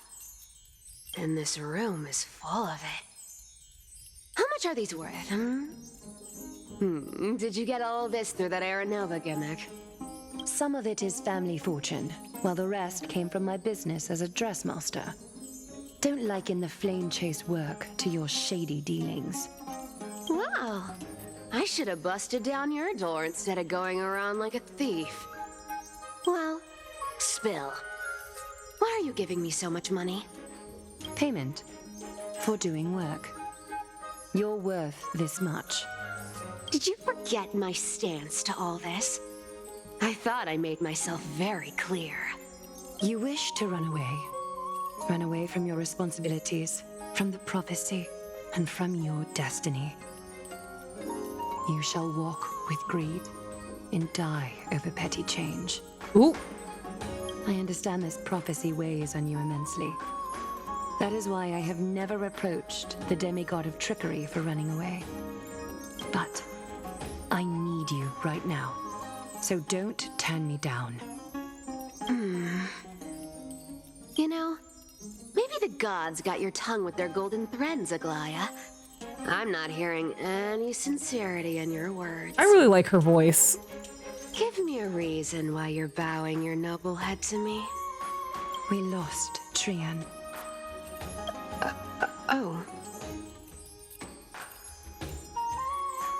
The divine power of passages is running out. I need another demigod to escort Castoris and help her fulfill her lifelong wish.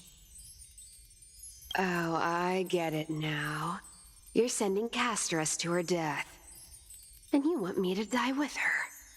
This is Castoris's own request.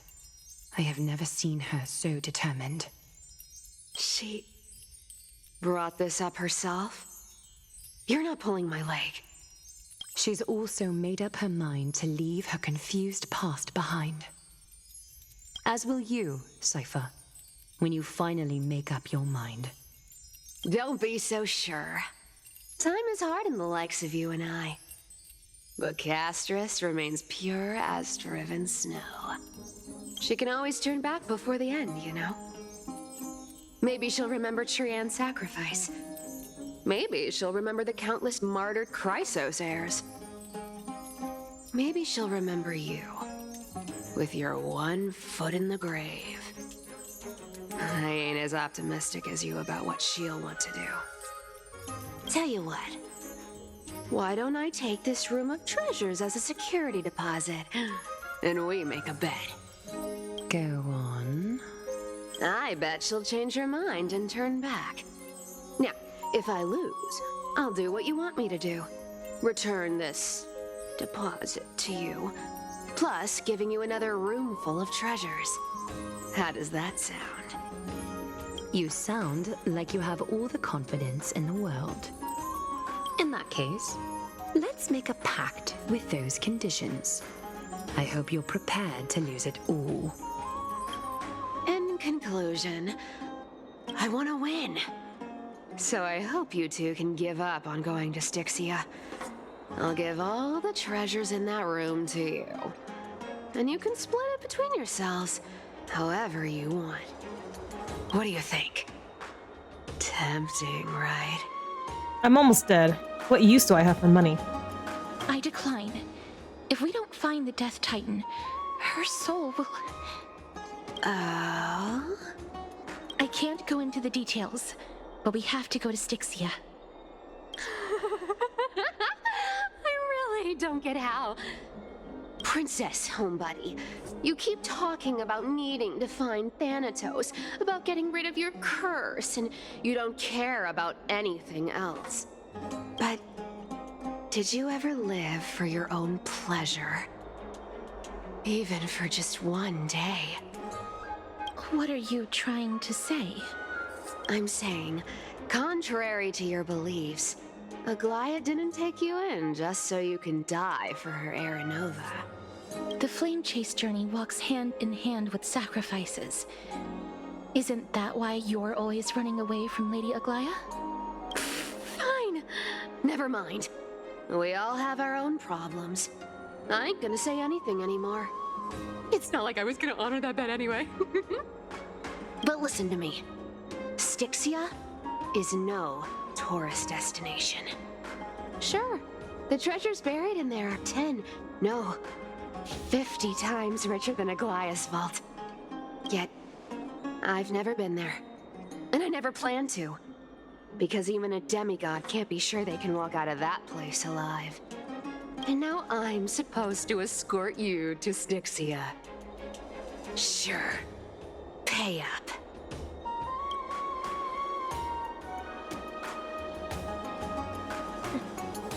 Is ripping people off the authority of Zagreus as demigod? You know, you're not wrong. At least it's part of my responsibilities. I don't like this. However, I have lived a longer life than most people. Though I'm not as good at doing business as Lady Aglaia, I still have some savings. I can give them all to you. Then how are you going to live the rest of your life? Then I'll give you 90, no, 80%. Well, don't mind if I do. 80% of Castrus's savings and a bottle of dew of divine blood. Not a bad trade. Don't forget to give Castrus jewelry back. Okay, okay. I didn't know you hold grudges. Gray mystery. Here! Catch. Be careful with that! Ooh, that's pretty. A minor change in plans, though. Don't go to the bath tomorrow. Come look for me at Akama's city gates instead. Wait, Cass, are you proposing to me? I'm sorry, I've already dedicated my life to Don Hung. Meeting place? Oh, nothing really. Just a bit scared of the seamstress's frosty face. I wouldn't stay a second Hello! longer Welcome to the than stream. How you doing tonight? Well, now that we've struck a deal, why don't I give you guys a lift back? It's gonna be a long ride. So have a good rest.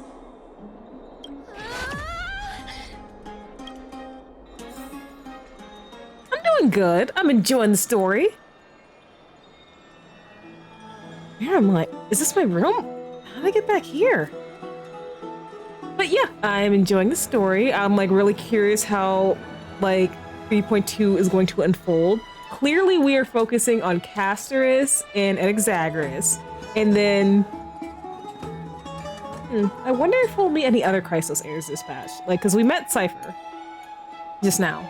And I know I'm gonna pull for her because she's pretty cat girl. Like, are you kidding me? I love her aesthetic. This is a coin? It was Cypher? And she even tucked me in? Never mind. It's getting late. I'd better get going.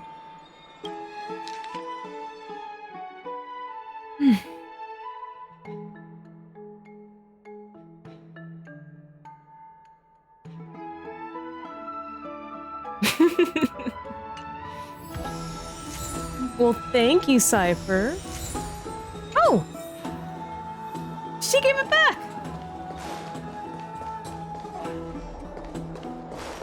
Now, I wonder what would happen if I actually went to the baths.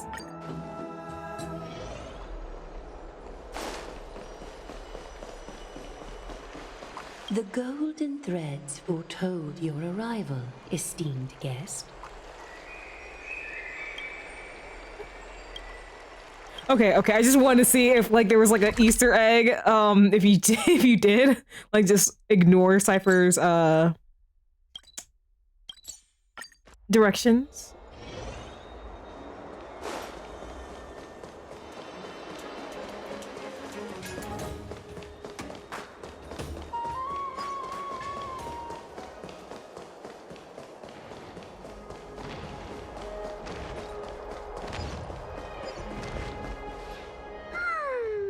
Bright and sunny.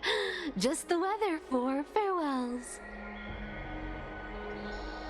You're here. I'll go give Aglaia a heads up. No need, I already told her. She's fine with it. You sure know how to put me in a spot, Casterus. I need to travel with you, but I can't touch you. What a bother. Sorry. Oh, I was just teasing. Don't take it to heart. Did you know that the legends say you have to put an obol into the mouth of the dead or over their eyes if you want them to successfully cross the River of Souls and enter the Netherrealm? That's the fairy fare for entering the Netherrealm. However, I honestly won't ask you to pay this time. I'll pay. And then we'll just have to go through the motions.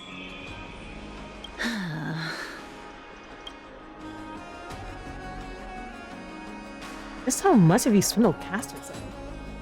Oh, you haven't? Oh, well, then you'll probably be quite confused, and honestly, I can't, I'm not that good at, like, explaining, like, the entirety of, like, the story, or even just, like, the story of Euphorius. So, I guess, buckle up and enjoy the ride. Don't worry. It's not a lot. Oh, story's limitations. Yeah, those suck. All right, pass me the coin. It's time to get the gods' powers going. A fleet-footed trip to the Netherrealm. Here we come. Oh, one last thing before we go. I gotta give you this piece of advice, especially to you, Princess Homebody. You can't catch the wind by waiting. You only live once, so make the most of every moment you have. Ooh. Get ready. Be steady.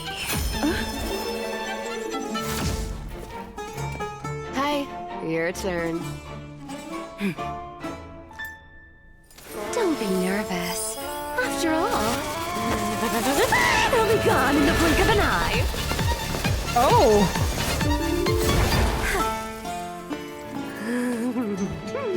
All done. Bye. Wow. Okay. Are you feeling all right? See, this is why I'm gonna pull for Cypher. Look, I don't know what just happened either. I think she just, like, ran really, really fast and got us to Styxia. I swear she was speeding. She's the demigod of trickery. When she flips the coin of whimsy into the air, she gains incredible speed that lets her travel anywhere in an instant. Just like how she clearly had no intention of lingering here for even a second longer. We can only depend on ourselves for the rest of the way. Don't worry. Mem's here to help. So you came. Being cute isn't my only forte. I'm strong, too. Oh, I'm so glad you talk normally now. This is Styxia, the city of dragons and waves. Anaxa hypothesizes that the missing Thanatos is somewhere in these ruins. This is the land of their birth. Or perhaps of their death. I know this one. They return whence they came. Anaxa had used a secret alchemical art to temporarily fuse his soul with Circe's and Kephae. And when he was on the verge of death, he was pulled by Thanatos and caught a glimpse of the flowing river of souls. This alchemy, considered a sacrilegious act, might actually make the souls of mortals and titans attract each other. Even though Thanatos has been missing for 1,000 years, and even their followers haven't been able to find them, perhaps that special attraction could summon them here. Oh, so are we going to use that Philosopher's Stone to conjure the Titan? Oh, thank you for the hydrate.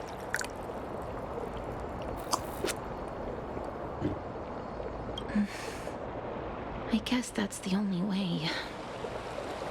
The only leads we have now are the name of this city and the fairy tale about the dragon. Thanatos is even more mysterious than I am. Indeed. Even one as erudite as Anaxa could only point us to this place, and no further. We will be entering the unknown as soon as we take our first steps. But that won't be the first time in my long journeys. I believe that, rather than standing still, taking action is by far the better option.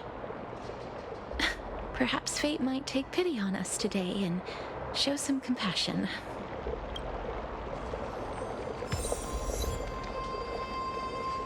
Okay, so we are going to put Acheron in the team. Oh, right, I'm in Styxia. Hold on.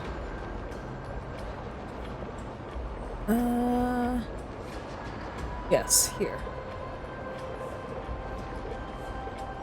Oh, there's a lot.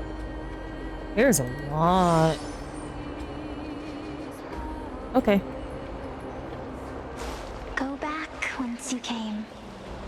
Go back. Ahead lies the realm of the dead.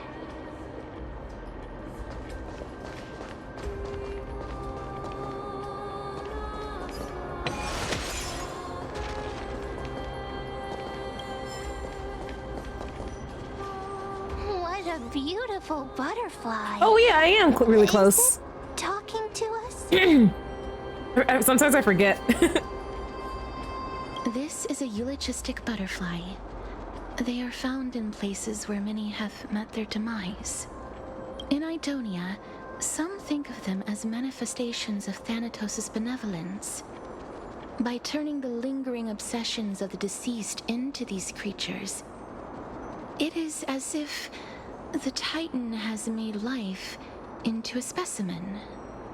Others think of them as Thanatos' messengers that guide the departed to the nether realm. The second theory sounds more believable. After all, the things they're saying are rather, direct. Perhaps. But the fact that we're able to hear their whispers proves that we're fast approaching the realm of the dead.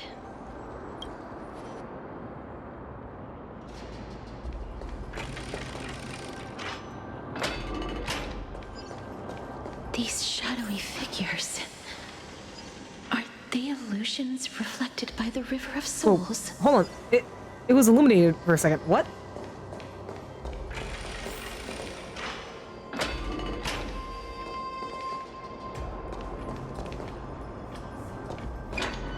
Do you want to buy any fish? Huh? He can see us? Wait. More living people. I'm not selling my fish to living people. You lot are too shameless. Buying fish without paying. If I ever see her again, I will. Could it be that you're all dead souls that never achieved rest? The nether realm does not exist. Titan rejects you. Me. I would say this dude sounds like he's dying, but I think we've already passed that point. So, do you want to buy any fish? But there aren't any fish nearby. Other fish gone. The people are gone too. I can only keep selling fish. So, do you want to buy any fish? Apologies. I don't have much in the way of savings, but perhaps there's another way for me to release you from your suffering. Please relax. May you fall asleep peacefully amid a gentle field of flowers. Oh yeah, that's right. Casters can send the souls on. This. I knew it. These people aren't illusions. They're the souls of the deceased. They're supposed to reach the end of the west wind by floating down the river of souls. Yet, they have floundered upon the shoals of the stream, unable to move forward. Did Thanatos reject them? Or perhaps they didn't really die at all? Are they in the same situation as me? Oh. Why are you identifying as a dead person now? Don't give up on yourself! Sorry, I didn't mean to. Perhaps all of us can still use some CPR. I have no idea. This circumstance is completely unprecedented. Hang on.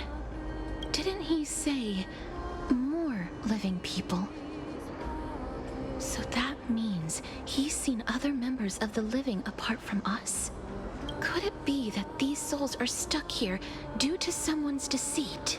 If something is done out of goodwill, are you really gonna call it deceit? Goodwill? I can't see anything good out of... Wait a minute. Lady Cypher? That's me. What are you doing here? Could it be that you are the living being that those souls met? I couldn't take their behavior anymore. So I stole some things here and made up some lies there. Just trying to give them something to look forward to, you know? It's because of vile living creatures like you that we're being misunderstood by all of them. What else am I supposed to do? You can see the mess this place is in. These poor souls are denied by the Netherrealm. So now they're stuck in a few brief moments of their life, unable to move forward or back. Did you see those two blacksmiths on the way? They've been here for as long as the sun's been around, wailing over and over about casting a shield. Styxia is so freaky. Then why have you come back, Lady Cypher? Hey, I'm not here to aid your adventure. I hate water more than anything else in this world. Especially that stinky river of souls. But, I just discovered some stuff before I left. And I reckon you should know about it. It's about that boy who defied death. I found traces of him here. Oh, Mighty! Lord Mighty? Oh, right! That's his name. Well, now you know. As for whether that info is actually useful, that's for you lot to figure out. I miss Mighty. So long, Princess Homebody. So long, Grey Mystery. Huh? She disappeared just like that? Lady Cypher has always been a free spirit. In any case, she has brought us some valuable information. If Lord Mighty is also somewhere along the river shoals right now, then he will certainly become our signpost. After all, he's different from those wandering souls. He will find his way, even in the realm of the dead. Speaking of finding the way, how are we supposed to get over there? Don't worry, it's time for me to shine. Ornyx's Rune of Recollection is nearby. Use prayers to return the river to before it got flooded. If you say so.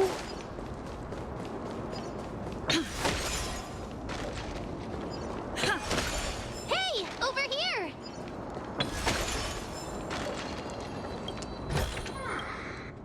Oh no.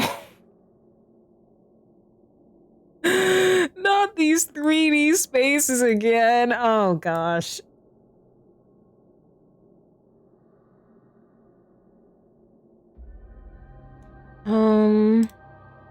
I don't want to see enemies. I have the interactive map opened up. Okay, so it's this one. It's gotta be this one. Yeah. Alright, I'm not touching anything else. I'm not touching anything else until I do exploration on my own.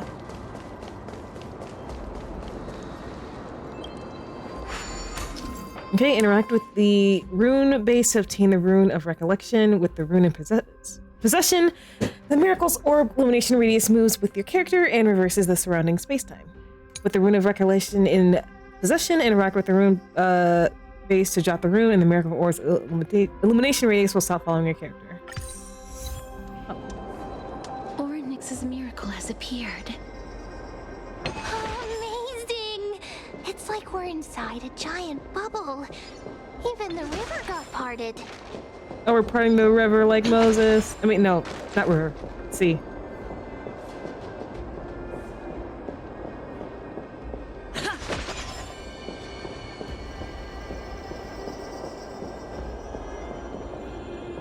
There are wandering souls of the deceased here as well. We must first return to the present before we can communicate with them.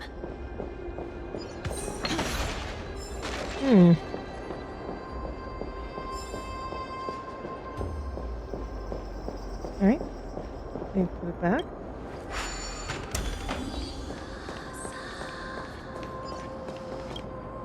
Ah, by the looks of it, you must be the foreign warriors that the Queen had mentioned, right? Since the current campaign requires the utmost care, I wasn't able to make time to welcome all of you. Please, forgive me. Foreign warriors? A priestess, a warrior, and a divine beast. You look identical to the blessed saviors that the Queen described. Oh darn, no healer on this team. A campaign? Who are you campaigning against? Nobody knows, as of now. Of the scouts that went ahead, only one has managed to return. He says that the land ahead is a forbidden land that should not be approached, as it is the doorway between the netherworld and the mortal realm. You don't say. As for the rest of the scouts, they've completely lost their souls and are decaying by the day.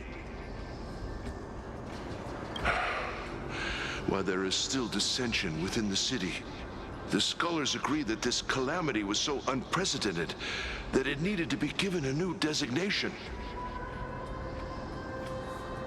An unprecedented calamity. Could it be death? It seems that you have indeed heard about this. Well, death is just one of the possibilities. It's too early to come to a definitive conclusion. Is this when the Death Titan first appeared? A world that has never seen death. Looks like these people lived in the Anaxagoras before the Calamity Titans descended upon the land. Yeah, seems that way. May I ask, where is the scout who managed to come back? So he returned to Styxia. He only had enough left in him to last no more than half a day. However, it was his intel that convinced us to rally together. He said that he witnessed the demonic specter of an evil dragon at that treacherous land. The apparition opened its giant maw and devoured everything in sight, and thus brought Styxia that thing called death. Styxia. An evil dragon that brings death. It all sounds rather familiar. Wait, wasn't this part of that fable? Maybe it's not quite a fable. Sir, could I ask how the Queen and Princess are doing? The Queen?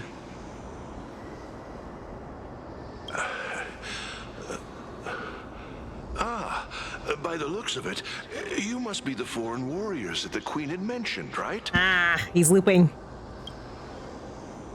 Is he set to loop on repeat? Oh, it's the same lines. Looks like he's still trapped in the moments before his death. Leave it to me. Sir, the war ended long ago. Styxia no longer exists. Styxia is no more? This cannot stand! Newcomers, hurry up and go take your positions! Oh, looks like it's difficult for this gentleman to accept reality. Sir, I am the Maiden of War, sent here by the Queen herself. If you accept my blessing, then today's battle will be smooth sailing. Maiden of War? I've never heard of this. There's little time to waste. Please don't take too long. Don't worry. I'm typically unwilling to prolong such a moment.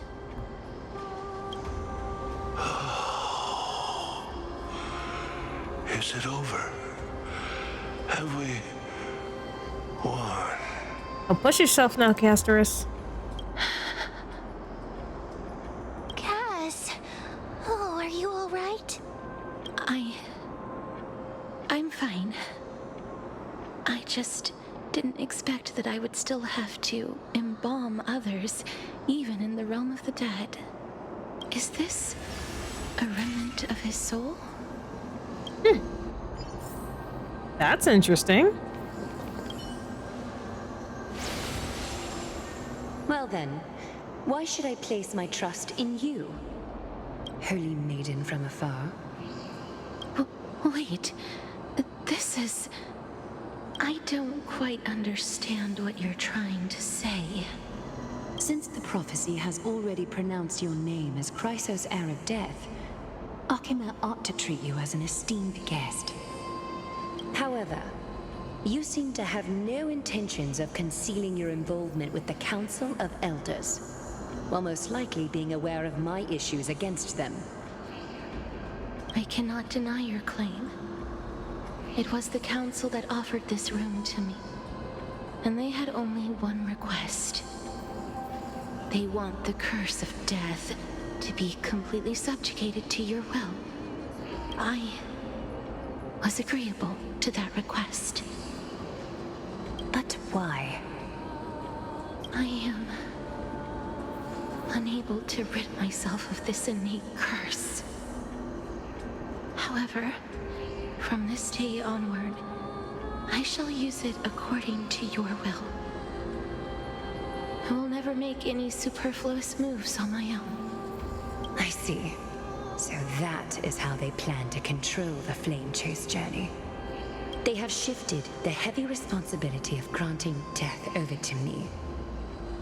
If I ever become obsessed with executing people, they will then have ample reason to terminate the Chrysos heir's journey.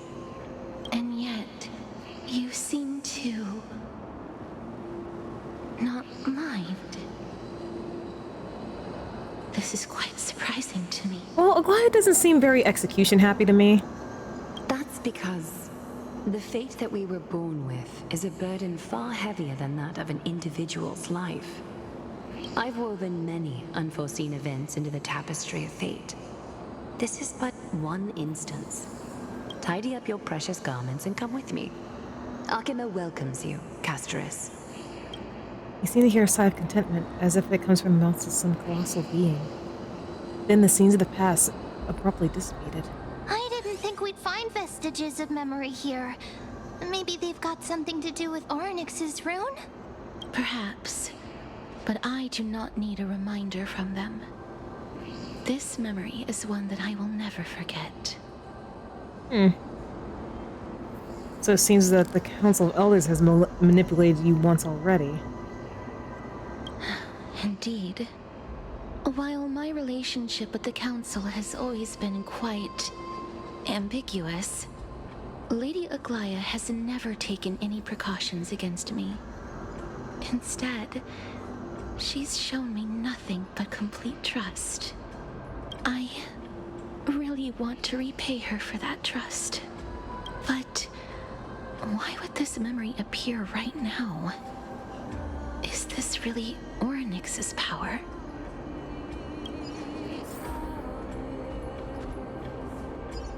I don't need to take notes right now. Could these dead monsters actually be... If Lady Cypher is to be believed, this could be the handiwork of Lord Mighty. Let's go, Mighty! He's still fighting against the Black Tide, even in the Netherrealm.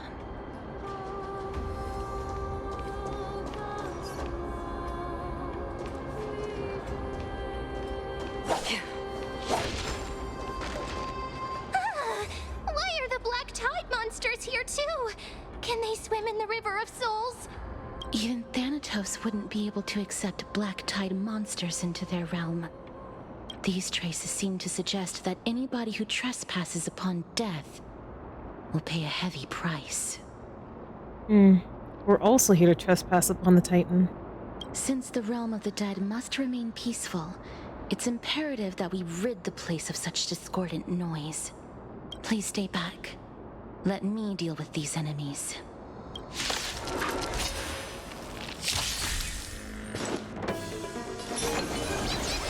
Forced battle. No dirty tricks. You're back right here. Perfect. The strength. Awaken the world-cleansing dragon. Heaven surge. Rise.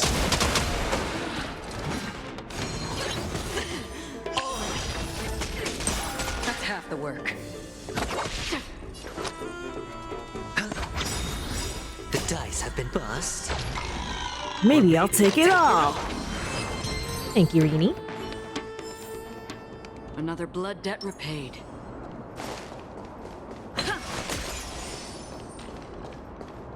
The path ahead is blocked by the River of Souls again. In that case, let's go back to the past. This miracle sure is handy. This is yet another aspect of a Titan's divine power. If Dan Heng was around, he'd definitely be able to raise the waters of the River of Souls into the sky.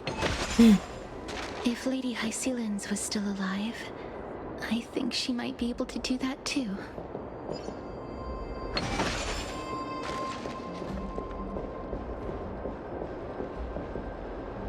Ooh.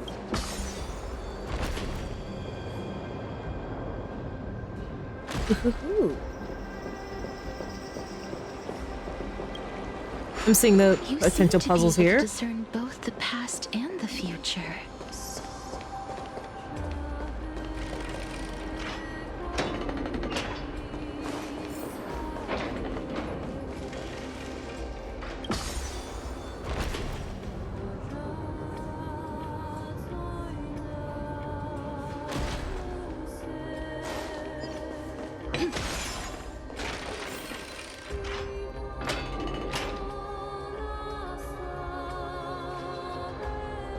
This place must have been a beautiful courtyard in the past. Okay, I'm on F2.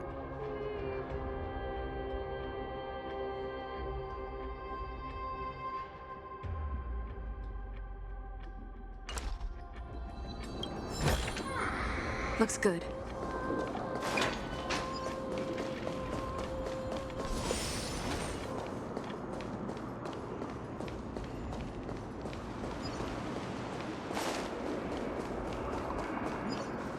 Please excuse me. I am but a scholar from a distant land who had the misfortune of falling into the River of Souls and turned into a member of the dead. Huh? This one seems to know that she's already dead. Oh, I was merely speculating, but it seems I was right. And you, I recognize you. You're the Holy Maiden of Death from Idonia, right?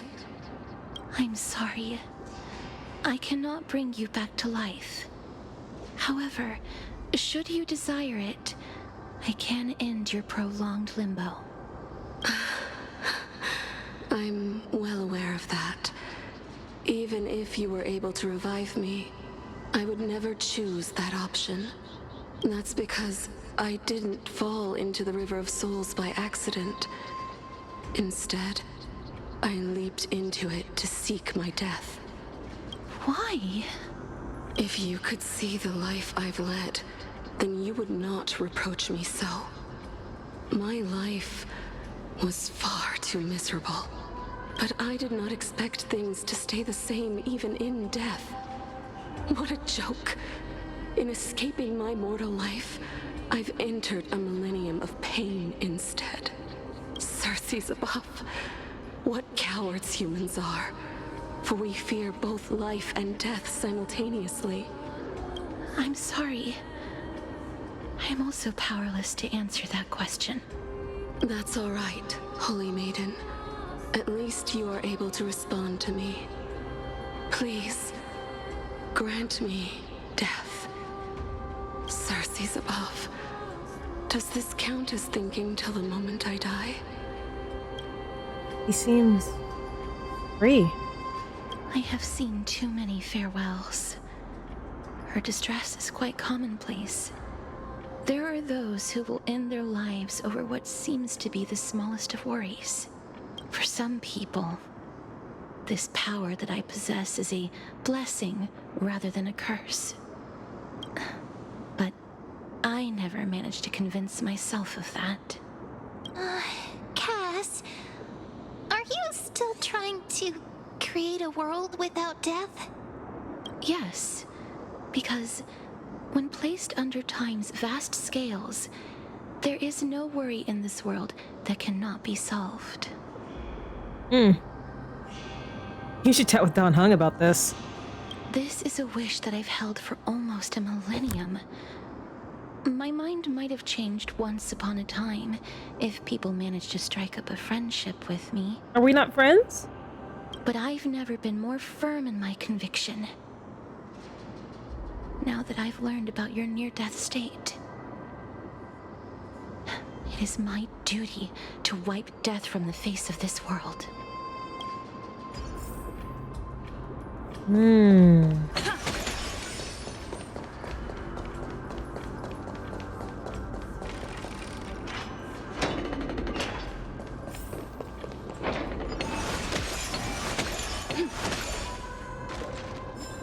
Okay, because this seems like a spot where one of the butterflies would be. I'm assuming it's butterflies this time, considering. Wow, this place is so spacious. Is this the kingdom's vault? It's time to use Ornyx's miracle. That's fine and all, but we need to lay down some rules. We're not gonna return to the past to steal things. Do we need to enter that doorway to climb even higher? There seems to be a person. Oh, more like a soul guarding it. But how should we get up there?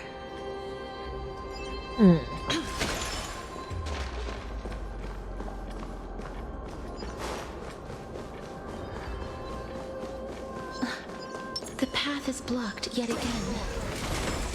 Ornyx's 8 always appears in times like this. How convenient.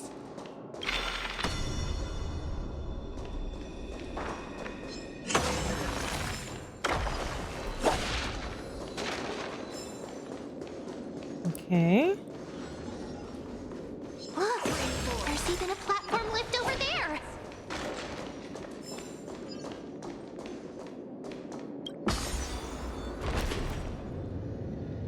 Just gonna use Acheron to skip all the fights.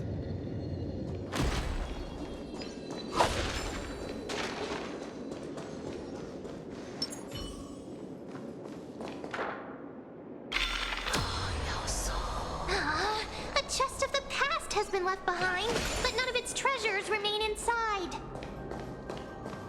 I'm crying.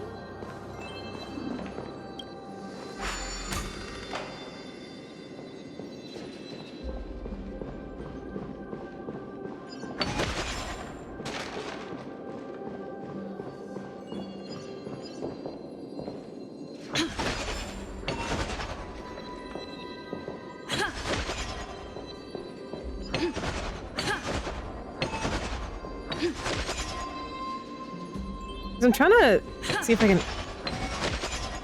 hit it without it disappearing, dang.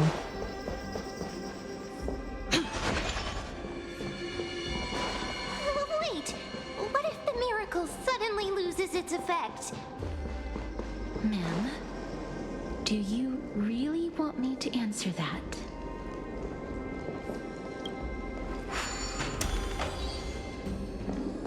Stay back. Don't come near me. Huh? Why does he look so panicked? Did the black tide monsters frighten him? Or is he actually scared of his own extraordinary power? Ah, these are the troubles that powerhouses like us face. There's no need to be alarmed. We're just passing by the area. See? None of us look threatening. You have a point. Although, while this might once have been the royal vault, it's since been plundered empty. So please go away right this instant. You've misunderstood us. We simply heard your shouts as we were passing by, then decided to come over to find out what happened. My goodness. Did I really yell out loud? How rude of me. I'm sorry to have bothered you. I merely saw a warrior. While that spirit didn't harm me, his blows really packed a hefty That's our mighty! That's our mighty! A warrior? Could it be? Wait a minute. You seem to be quite different from him. Are you actually alive? How can you walk around here while alive? It's a long story. We're here to seek an audience with Thanatos. Thanatos? Who's that? Is it possible that he's also living in the era before death descended? Death? Could it be that you are here to defeat the evil dragon Pollux? Pollux? Is that the embodiment of No. Death? According to the warriors under the Centurion's command, that evil dragon has been dead for quite a while. The curse that condemns people to death didn't originate from it. But they saw a girl within the dragon's embrace, and she is the true Reaper. Pray tell, where is that girl right now? I've heard that the Queen spared no effort in bringing her back to the castle. Her Majesty intends to control all of Amphorius with this unprecedented power. As for whether this rumor is true, well, no one knows. You have my thanks for the invaluable insight that you've given us. Please, treat this touch as a token of my gratitude. You... Are you...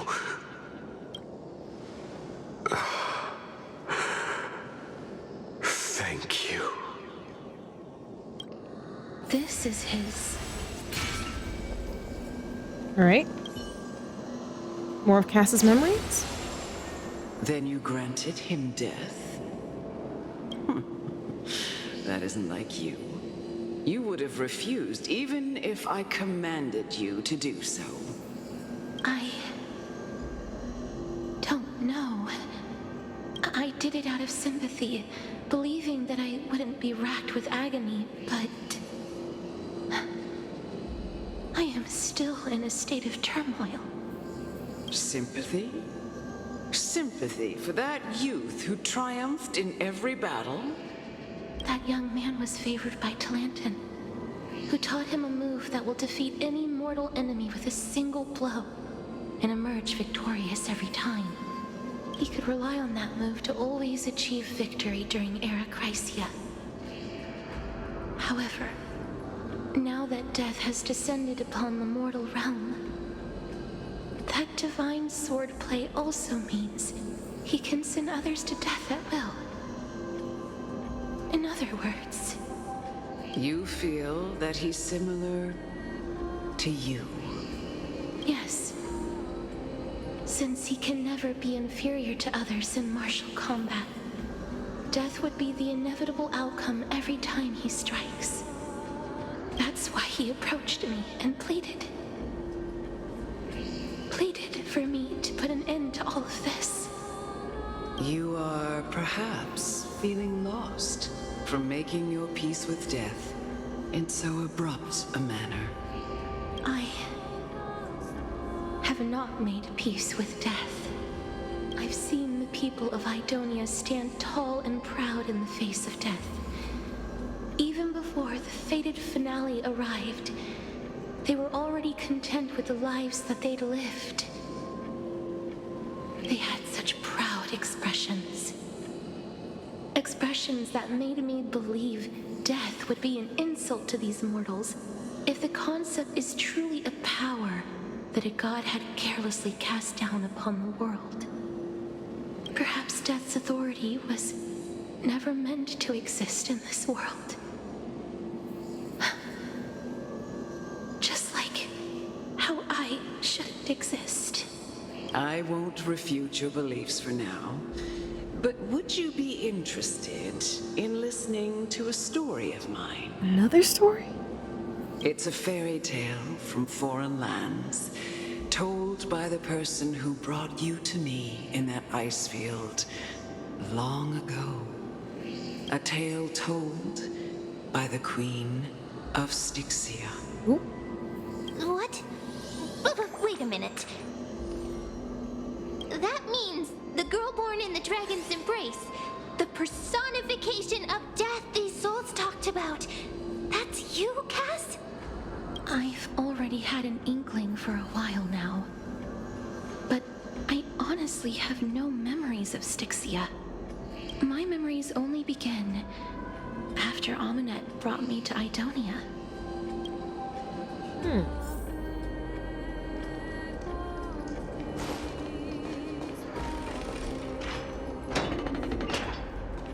Don't look back. Keep moving forward. Always. It's yet another eulogistic butterfly. Are we getting closer to the Nether Realm? Hope so.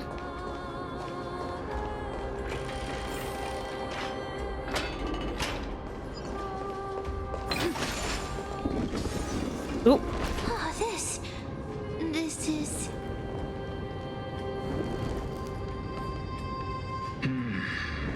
Living ones?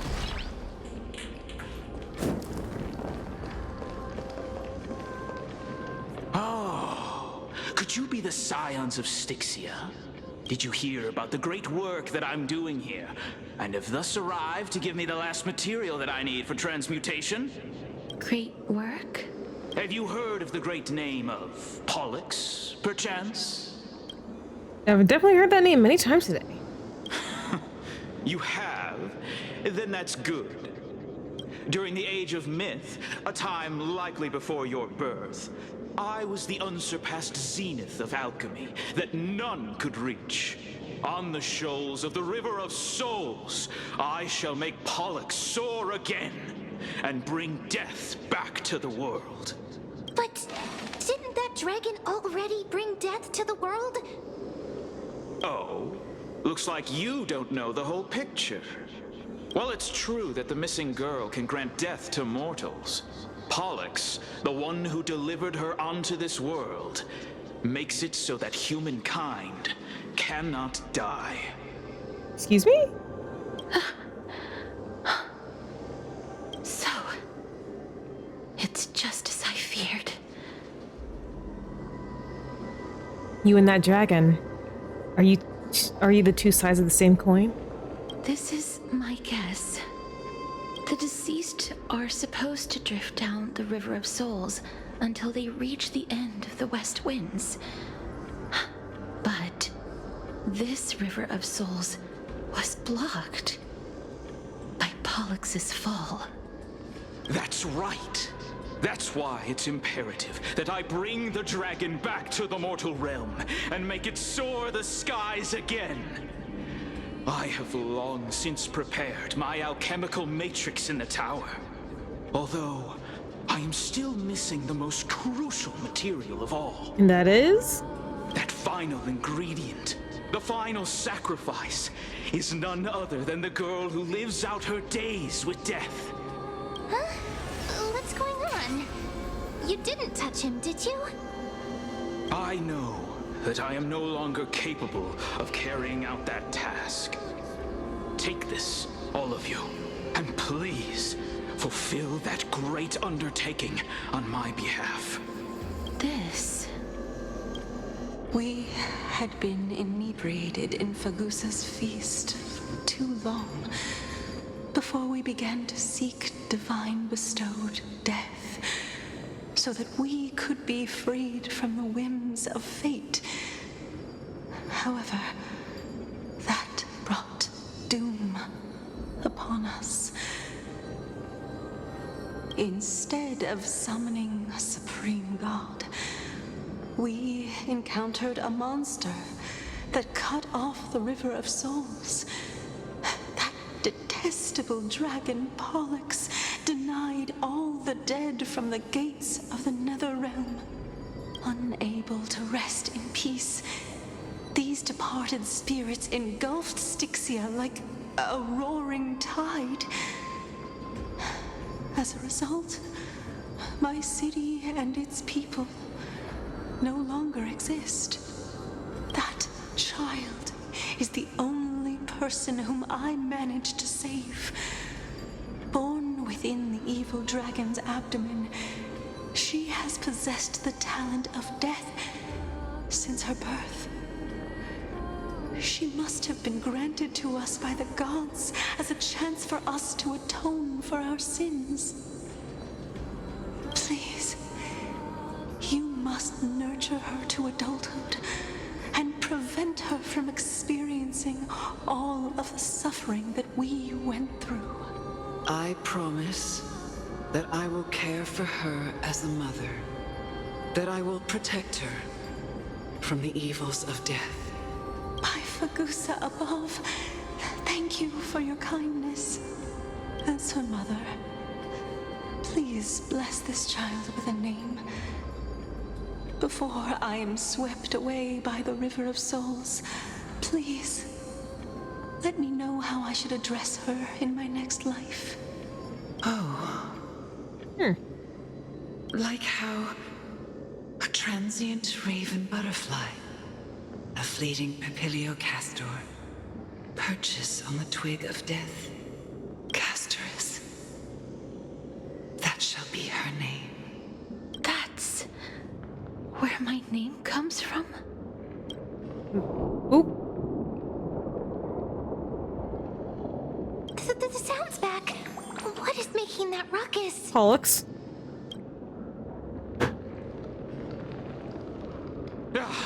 Living ones, don't waste your time bickering. The Netherrealm's wrath is falling upon you. Black Tide creations. When did they... Miss, please fight them with caution. Be careful not to suffer the same fate as those Black Tide creatures! Everyone, hide behind me!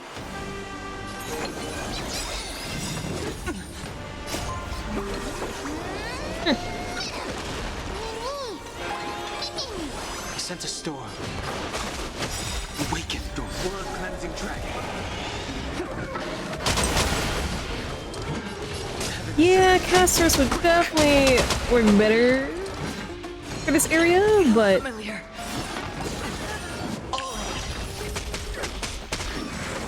another journey begins. There's so many of them. How are we holding Mighty, come save us, please. Watch your head. Again. The strength. Awaken, world-cleansing dragon. Heaven surge. I weep for the departed. It too shall fall. Yeah, especially since I'm not getting the full potential Acheron with no Nihility in the team. Hedge your bets. Spend freely.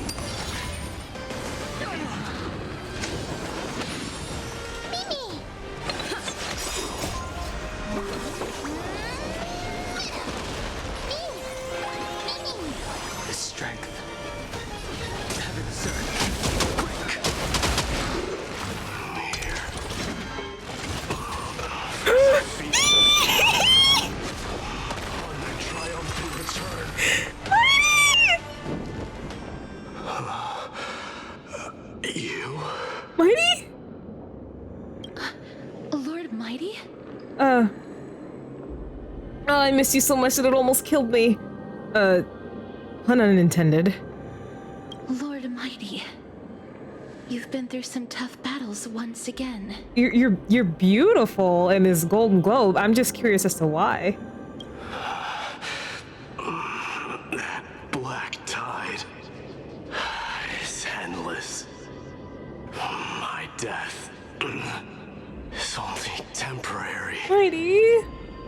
I will find my path of return and go back to the world of the living and continue my protection. Lord Mighty, I have always wanted to. Why does death reject you? I'm the one resisting it. I must resist the temptation to go with the flow. I'll go against the current and kill my way out of this cursed nether realm.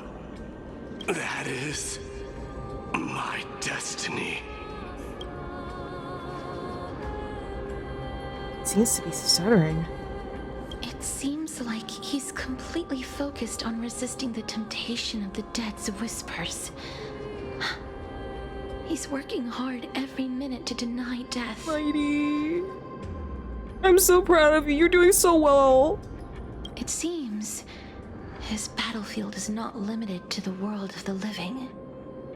Lord Mighty, are you willing to travel with us? We're headed for the Matrix inside that tower to summon Thanatos from their prolonged concealment. Thanatos. Challenge. Death. That's right.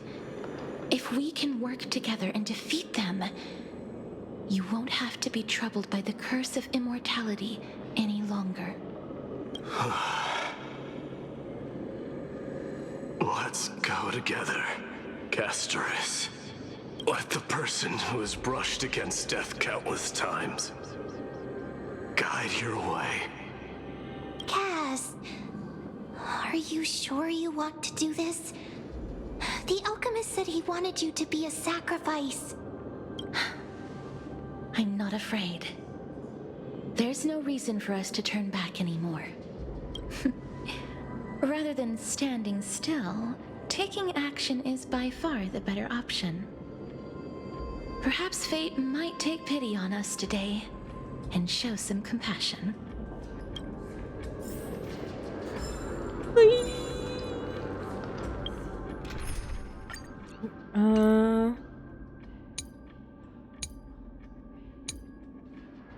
Okay, so still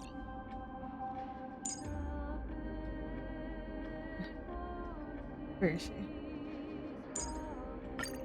Honestly, seems to be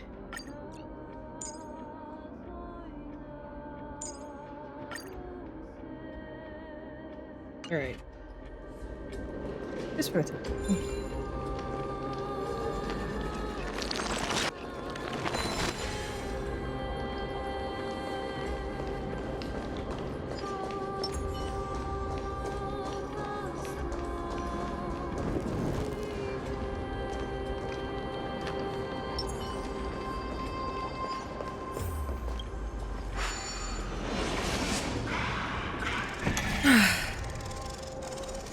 Wait, are we gonna see Trian's soul in here?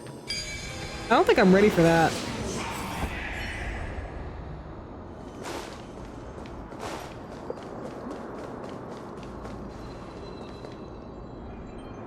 Before you are rusted in broken chains, remnants of the path that once led to the tower. This is going to be difficult. Didn't Castamcanos also have this? I'm familiar with this kind of mechanism, but I've never repaired broken chains. careful, I would be able to carry one person with each limb and fly the four of us to the other side. The Rune of Recollection is here, but I can't find a miracle orb anywhere. So weird. Oh, could it be in that collapsed tower in the distance? Looks like it's your time to shine. It's still up to me to step up in a crisis. Wait here. I'll go check things out. Thank you, ma'am.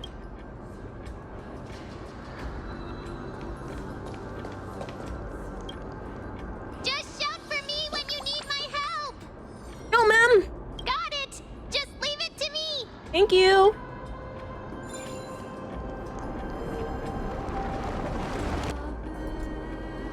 Mem did it.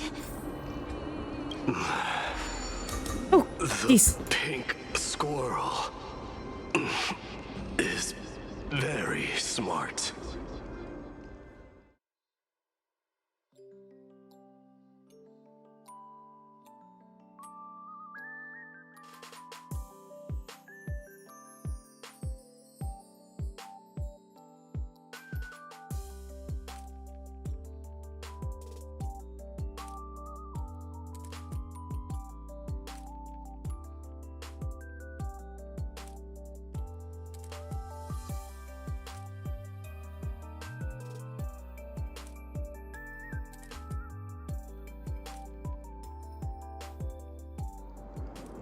I'm back.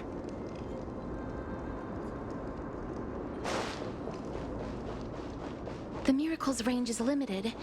Please come a little closer. Twin moons embrace. Let's go. Aren't I a good fit for Orynyx's priest? Of course. You're the most competent priest ever. Retweet!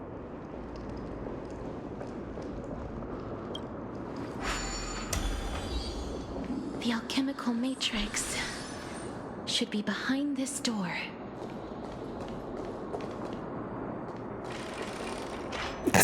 Oh, easy. Oh my gosh. No! That... I told you I wasn't ready for this! Wow, there are so many of you! It's little Cass and little Gray. Oh, there's also little D and the pink puppy! Trian? Aren't you... Trian and Mighty. I get it now. Get what? I'm getting even more confused.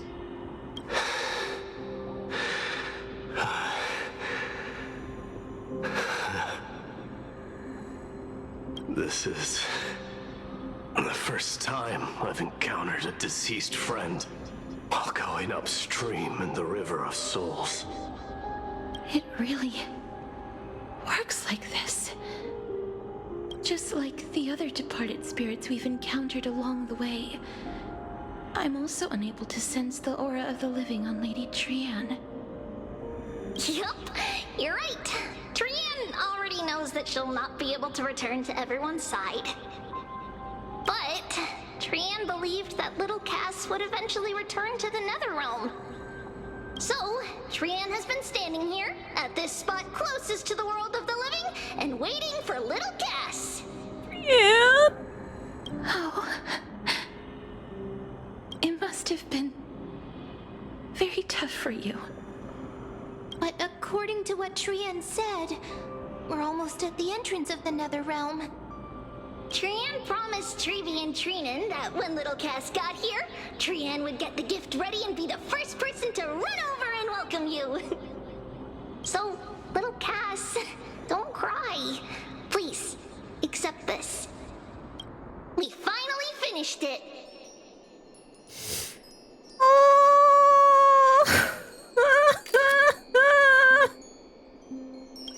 That's so cute! I can't! What is that dog?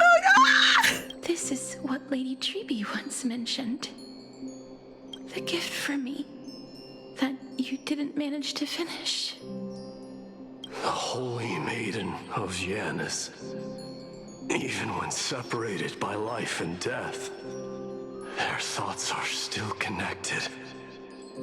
Trian spent a lot of time drawing this. Trian hopes that little Cass likes it. Seriously? It's seriously a wonderful drawing. Can we appreciate that Trian put the boyfriends together? Fun and mighty. I see it. This is our flame chase journey. Little Cass, we don't know what your journey was like before. Treeby has always said that it must have been a very harsh and frightening journey. But little Cass no longer has anything to fear now, because everyone is here with you in this flame chase journey! That's right. Only now, when I see Lady Trian's gift, do I realize that I've already obtained so many things I would never have dared to dream of since I embarked on the flame chase journey. It's the first time I've gained so many companions. The first time I picked up the hobbies of crafting and photography. The first time I had dinner with someone else. The first time I went to the market to buy the Chimera doll I'd liked for a very long time and hugged it to sleep. Aww. The first time I wore a dress personally made by Lady Aglaya. The first time I went for a walk with Lady Treeby, Lady Trian, and Lady Trinan. The first time I enjoyed the night breeze and looked up at the stars with Miss Hyacinth. The first time I took care of Dromesis with the Trailblazer. Looking back at all these experiences I never thought were possible, it feels as though the scales of my life had shrunk from centuries and decades down to minutes and seconds. And all of them are so precious. Yes. I took countless photos in the past, but they're all black and white landscapes. I don't have a single one with friends. If I had known, I would have taken more pictures. Then shall we take one now?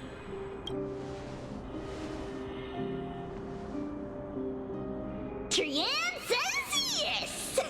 Trian likes little Cass and would love to take a picture with little Cass.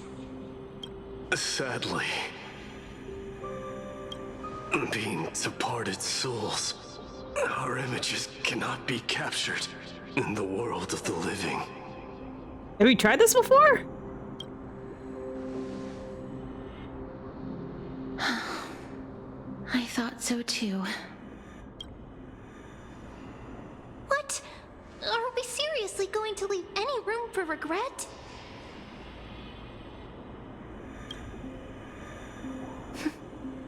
There won't be any regrets. This vivid drawing surpasses any photograph from the world of the living. Little Cass smiled.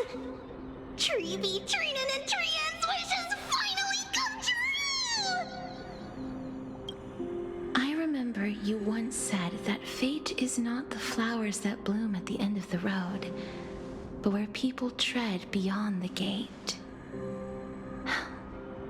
Now, the path that belongs to me is about to reach the end. Thank you for bringing me the final key. Key? Little Cass, why are you talking in riddles all of a sudden? I have a feeling that soon, this gift of yours will become the key to saving Mrs. Life. Really? Wow, that's amazing! Then keep smiling and carry on bravely! Little Cass, Little Gray, everyone, see you tomorrow! With a blinding smile, Trian's golden form disappears in the thin fog of Styxia's moonlit night. Cypher! Trian. Did you get here? The aura of this place. We have indeed reached the end of the stream of souls. If I go any further, I might lose myself. I must leave now, for the black tide still wreaks havoc in the realm of the living. Okay. Be safe out there, Mighty. I love you. Can you find your way out? I have broken free from the chains of death countless times. This time will be no different. Castorus, will you fulfill your duty for the flame chase?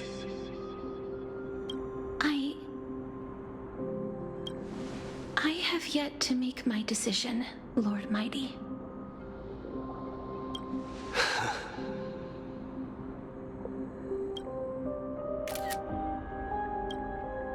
No matter. Make the choice your heart desires.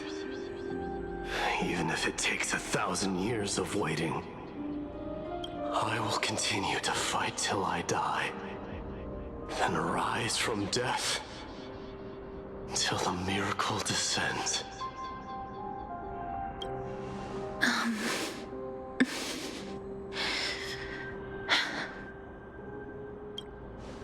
There is one more thing you should know, Lord Mighty.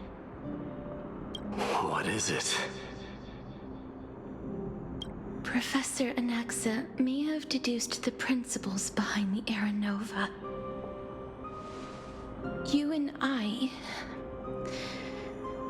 may be reincarnated as strife and death in the next cycle, becoming calamities wreaking havoc upon the world. I see.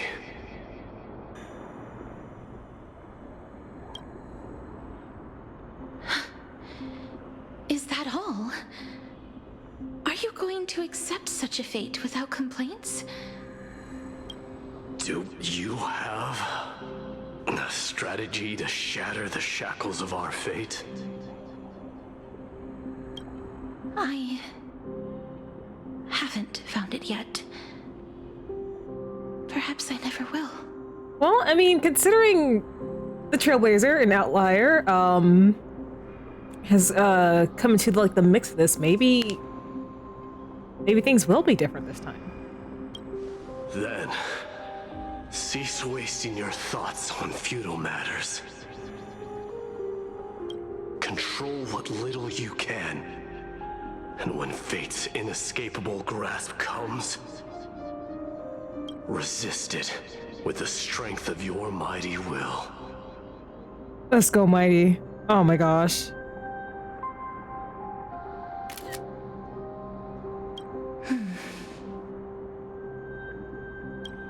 Thank you, Lord Mighty. I will find the right decision.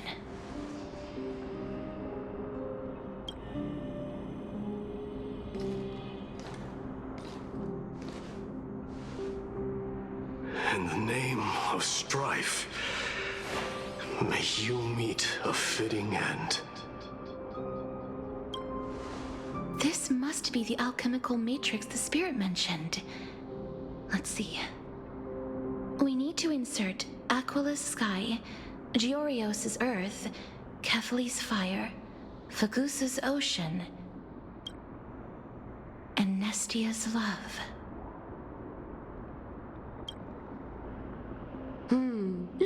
It seems our sweet Princess Homebody has made up her mind. In that case, seamstress, I suppose I no longer need to deliver your message. My time is rather precious after all. Whether you wish to break free from death or not, please, follow your heart.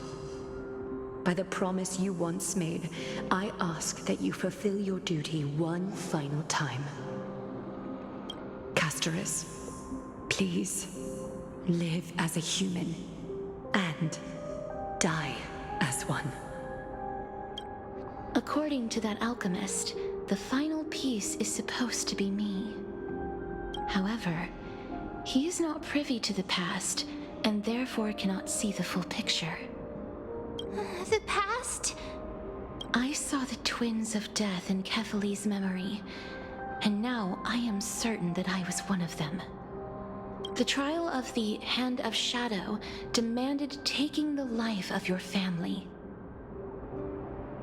I died during that trial, falling before the gate to the new world. And my sister, whom I never met, became the Titan Thanatos of this cycle. She was consumed with regret over my death, so she used the Titan's authority to reforge my soul.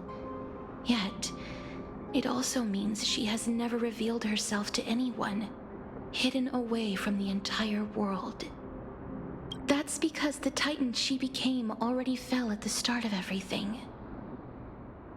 They died for me, and now lie in slumber in the River of Souls. Equivalent exchange. You mean Pollux? That's right. Ooh! The River of Souls is no material river. It cannot be blocked by ordinary Ooh, I was means. right! Only a divine corpse can prevent the dead from reaching the next world. And that's why we have to awaken Pollux from death before we can retrieve the core flame of death. We have to reforge its body with the power of alchemy. But Cass, if that alchemist speaks the truth, does that mean you're also part of the dragon body? According to those departed spirits, I was indeed born as the dragon's twin. But before we talk about that, have you heard the sighs? You sighed many times on the way here. No, not from me. The sounds that come from the memories when we were collecting the souls. I heard them too. So what are those? I think it's probably the sign of Pollux's wish being fulfilled. They must have realized how heavy a price they'd need to pay when they used their divine authority to resurrect a dead woman. That's why they exerted every ounce of their strength to send me to Styxia, a city that called for death, a land where none is hostile to death. They never saw their wish fulfilled and fell so prematurely, all because they wanted to give me a new life. Pollux must really want to know how their sister has been after giving their all to save her. That wish is the reason Pollux's soul still lingers in the mortal realm even after their fall, quietly watching and documenting every detail of their sister's life. So instead of picking up objects on the way here, we were instead showing things to a strand of yearning that lingers here. Now, we must weave these yearnings together and restore them into Pollux's complete soul. But all of this is just a hypothesis, right? What if we go through with the ritual and it turns out totally different? That's fine. As Professor Anaxa often reminds us, such is the nature of alchemy. The true outcome can only be known once the process is complete. This is why alchemy is also known as the miracle of creation. Now, the puzzle of Pollux's yearnings is nearly complete, with only one final piece remaining. I shall reveal what they have been yearning to know in the alchemical matrix. I will show them my whole life since I left Styxia. Lady Trianne has already drawn a picture of my entire life, and it is now in my hands. Ah, that's the key.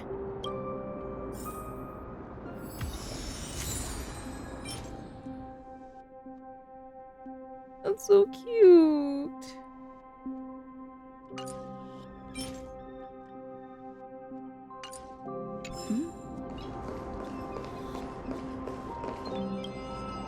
Then, let the ritual begin. Oops, I should have removed Acheron.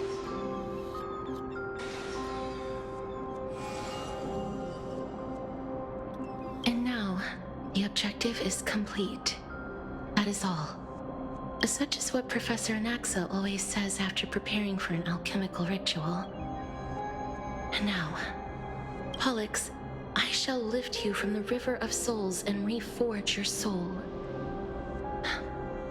Perhaps you will be disturbed by this, and your body may become horrifying to behold. But if even the slightest trace of your soul remains, the soul that once ferried me to this side of the shore, then please, look at me. I wish to thank you in person. I have obtained everything you sacrificed your divinity for. Lady Almanette. Did she recognize you? Oh, she must be the first soul we can communicate with here, right? I'm afraid she is just another spirit trapped here, like the rest of them. The only difference is that I was there when she died. Please, go on. I'm listening. Are you about to tell the story of Styxia? Yes. You're just as smart as I imagined, but... never mind. Now's not the time. There's no need to worry, Elder. Take a look around you. You're already at the resting place of the dead. The world of the dead? But how? I understand that you chose to remain silent about the story to protect Casterus, the girl who coexists with death. But you no longer need to hide that story. I can assure you that you have protected that girl's life well. Oh. Well, in that case, let me begin. Styxia, the pearl of the ocean, plagued by unwarranted calamity and ravaged by death in the fairy tale. It was the first city-state to shift their faith towards death, even before Idonia did. From where you stand now, I suppose that's a bit hard to believe. Right? Indeed. I cannot imagine that those from the era Chrysia, blessed with eternal life, could ever yearn for death. I have pondered the same question, child. But I am afraid there is no clear answer to it. Journeys and epics are only glorious and magnificent because all things eventually fade to dust. That's how someone once explained to me why death is necessary to the world. But I still can't take that as the final answer. Would a world without journeys and epics be worse off? I take it the one who spoke this line was a general, or perhaps a warrior. I, however, did find some inspiration in these words. Would you like to hear my thoughts, Casterus? Please enlighten me, Lady Almanette. Though I have already made up my mind on how to handle the authority and core flame of death, your words might truly guide me toward the path forward. You and I are neither warriors nor generals. Therefore, journeys and epics cannot truly resonate with us. But what if I reframe it like this? What if love is not a trait bestowed upon mortals by Nestia, but a blessing from death? Love? No one ever invented the word cherish in the era when life was eternal. For all the good things in the world could be revisited endlessly, and every bond formed carried no risk of being severed. The so-called Era Chrysia was an age devoid of both virtue and sin. People did not truly live. They simply existed, going through the motions without passion or purpose, then waiting for something to happen. Perhaps the people of Styxia chose to embrace death not out of fascination with its cruel and fearsome side, but instead became fixated and obsessed with the impulses and desires tied to a finite existence.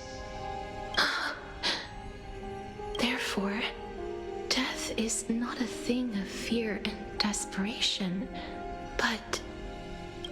That's right, Casterus. It is the reason we shed tears when parting ways, and also the original spark that ignited the passion of mortals. If you truly intend to deprive the world of death, then be prepared to witness it return to a state of stagnation.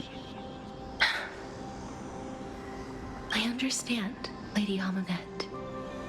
Our limited lifespan shapes all that we know and love. Not even the Death Titan has the right to take that away from humankind again. Nestia's love was the chrysalis of Gold's first blessing, but it most likely wasn't understood by mankind. We only learned to interpret this wonderful gift after Thanatos' arrival. If the world was bereft of death, then the Queen of Styxia wouldn't have played a midwife in delivering me into this world. You wouldn't have welcomed me into Idonia, and Aglaya would never have invited me to join the Flame Chase journey. None of these stories would ever have happened, and I would never have lived, let alone found happiness. Thank you, Mother.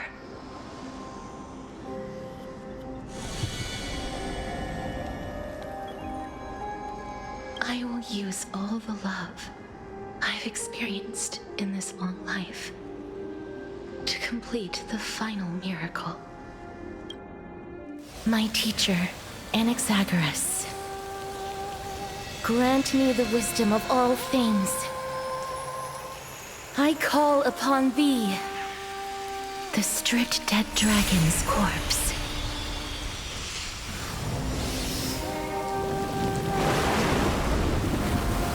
Oh, this is gorgeous. Rises from the earth, falls from the sky. As above, so below. This is the greatest power of all powers. Unstoppable in this world.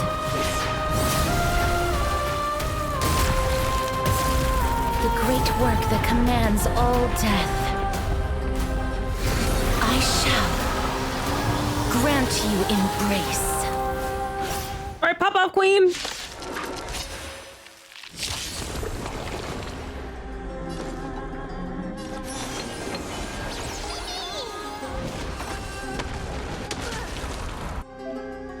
Okay, when an ally target's HP is reduced, accumulates Desperate Bubble. Upon reaching the limit, remove damage mitigation and enter the enhanced state. Is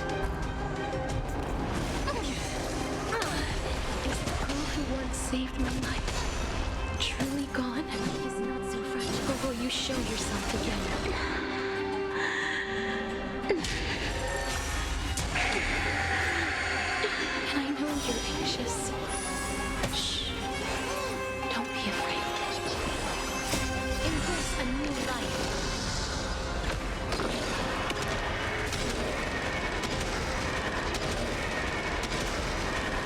May death protect us!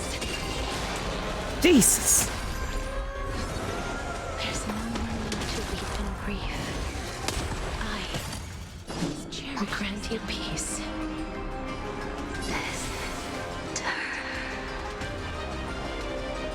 Yes. I'm back. As you wish. Be careful. They may be moving by instinct. There is fury welling up within them. As one.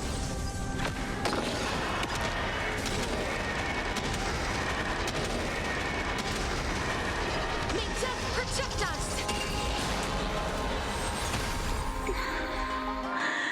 Please. Don't turn back to the Nether Realm.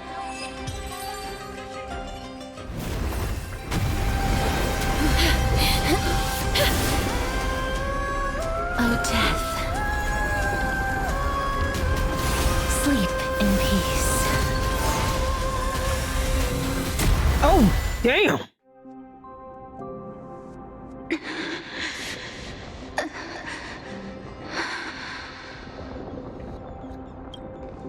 I'm sorry I have to wake you up from ancient death.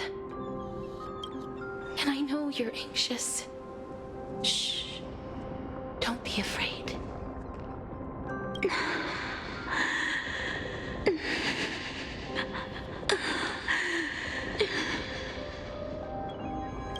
Do you remember me? I'm the girl you once carried across the Sea of Souls.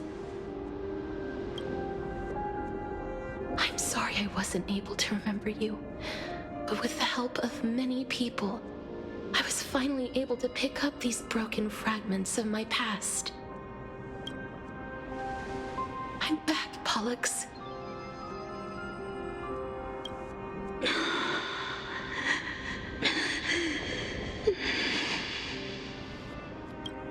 I know this might not be what you wanted.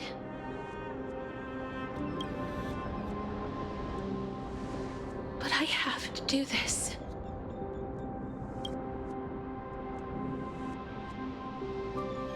So please, carry me across the Sea of Souls again and return me to the Netherrealm, just like you did in the past.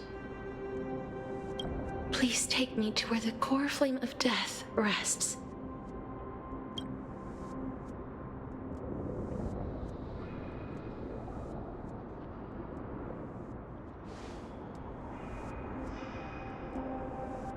I'll be going now. Great, let's go.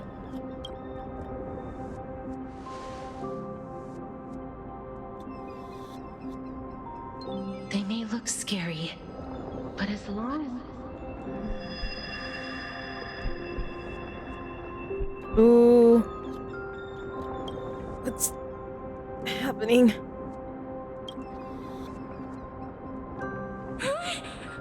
What's wrong? I feel dizzy. I think I'm done.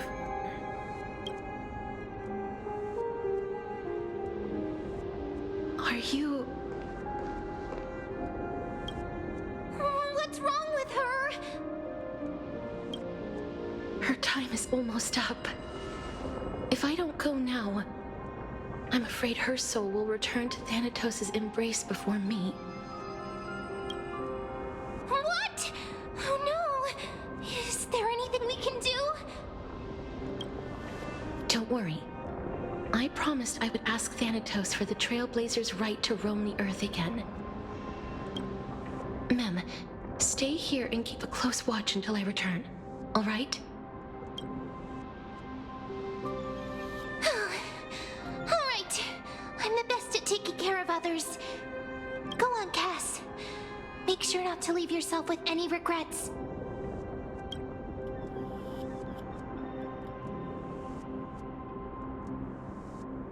No regrets.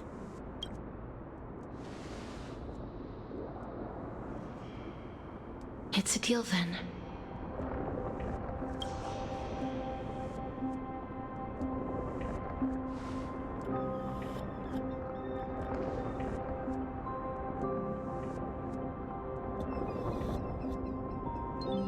Please.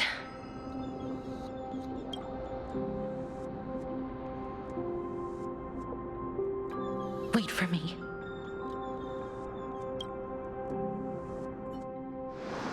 Oh, you sit you in your old dingy edger to hear my song and fall close behind. Please come back. But you're not with me if I see for past without seeing you lose your way in the ocean. The one wish I could never said let me After all that, you still ended up back here.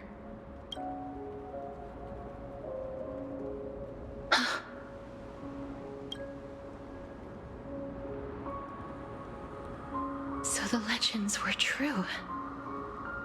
The Netherrealm really is a sea of flowers. Yes.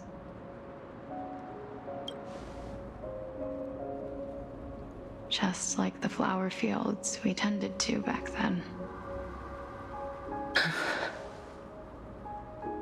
Is that you, Plixia? Do you remember me? I don't have the memories from that time, but I've seen you before during an experiment. I see. Call me Thanatos, then. It'll be easier. However, since you recognize the name, you must already know everything about Thanatos, right? Yes. I'm here to reforge the order of life and death in Amphorius.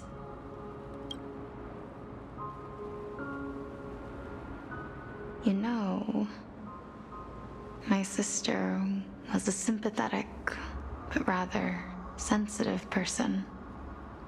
Whenever she didn't want to say what was on her mind, she would avoid eye contact and look off into the distance. Just like what you are doing now. Mm-hmm. Can you tell me about the last Era Nova? What did you do, Plixia?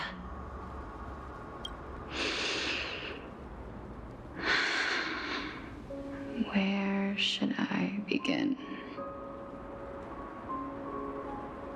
I suppose we can start from the beginning. A long, long time ago, there were a pair of like-minded twins. As foretold in the prophecy, they were chosen to be successors to the god of death. But fate was cruel. The price of attaining divinity was to take the life of a family member with our own hands. That trial was indeed recorded in that memory. Then you should already know that my sister voluntarily gave up her own life so that I could ascend as the demigod of death. But I couldn't accept that. Why did we have to kill each other for a future she'd never see herself? That's not fair. So, while weaving the laws of the new world, I shattered the forbidden bottom line for life and death. I reshaped my sister's soul and took the form of the great dragon Pollux to carry her up the River of Souls and back into the mortal realm. But our fates were already decided and manifested in unexpected ways in response to my futile actions. Aging is an unbreakable law of nature laid upon humankind, created at the same time as death. When the living die, their souls will meet Thanatos, who would determine where every soul goes. If the Reaper raises their left hand, the soul is granted death and allowed to enter the Netherrealm to await reincarnation. If they raise their right hand, the soul is rejected by the Netherrealm and returned to the mortal realm to continue walking the earth. That's why the Hand of Shadow can only lay down judgment and not embrace another being. Yes. Death was originally a pair of hands, but they were split in twain when we reached the mortal realm, never to touch each other ever again. The half of Thanatos that represents life, the undying human who grants death, that was the curse I forced upon you. Then, what about you? As the half of Thanatos representing death, I shoulder the fate of defying death. I died the moment I entered the world of the living. From then on, I, Titan, also no longer existed in this world. The cycle of life and death stopped. Souls were denied their audience with death, and were left stranded within an ever-rising river of the dead. What irony. My selfish desire to save your life gave you and the world a fate far worse than death instead. Then, what was left of my reason was left behind in the Netherrealm, where I've been taking care of these flowers day after day, until there is now a sea of them, all while mulling over the subject of life, death, parting, and enduring an endless loneliness.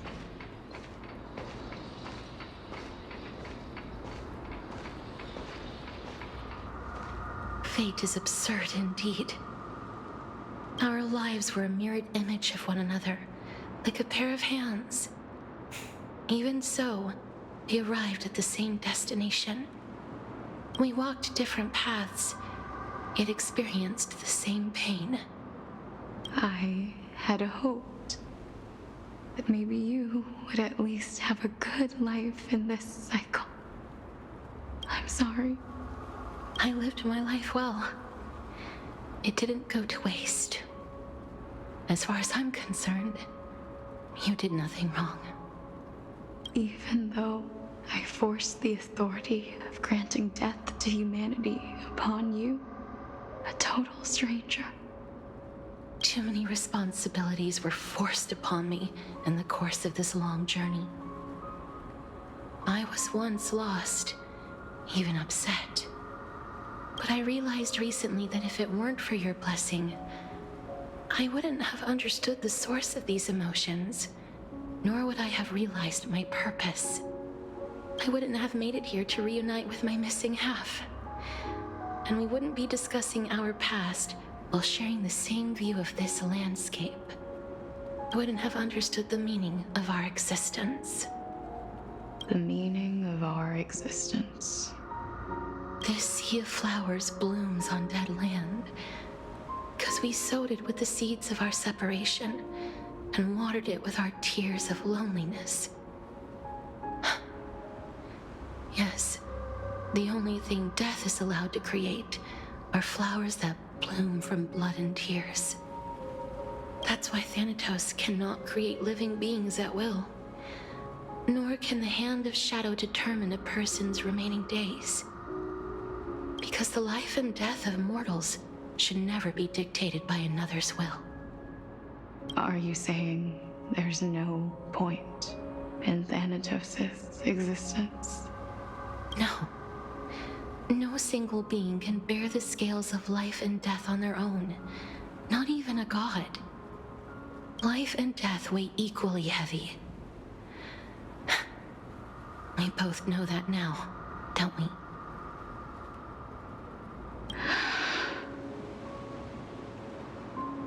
You, too, must have had a difficult life.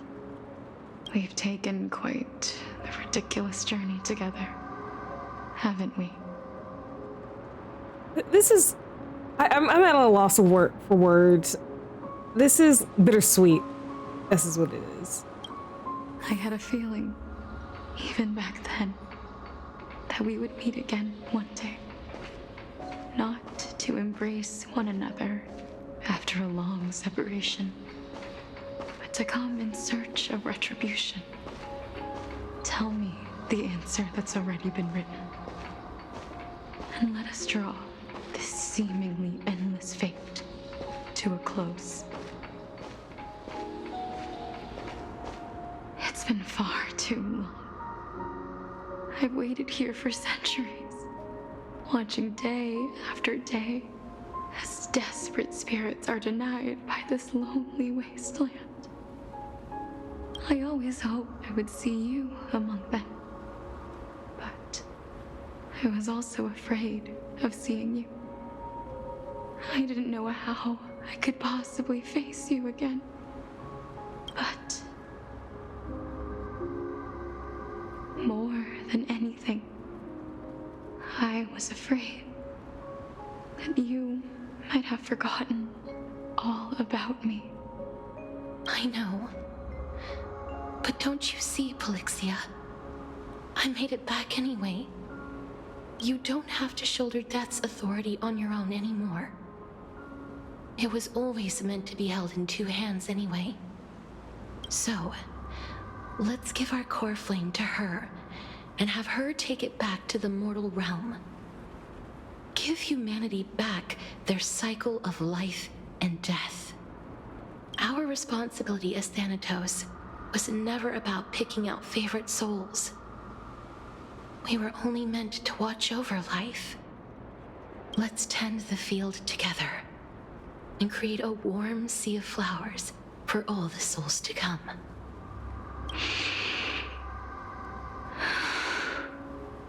What do you think, Polixia? Yes, just one last step. You shall wither, and through that, the dead will sprout again from the remains, and be reborn with the dead flame. As foretold by the prophecy, Thanatos' authority is only destined for only one person to wield. As the Chrysos heir of death, as their demigod, as a titan, our fated moment has arrived once again. Just like before. Yes, just like before. But unlike that time, the ones undergoing the trial this time are prepared. You've made up your mind? Yes, as dictated by fate. But I won't be afraid. As long as you're here with me. Complete your trial in this life. Grant me the embrace of death, and light the spark of life ablaze. You've been tempered by life and death. I know you'll be able to give this wasteland its first breath of life. Like a raven butterfly, flying swiftly into the netherrealm, perching on the twig of death.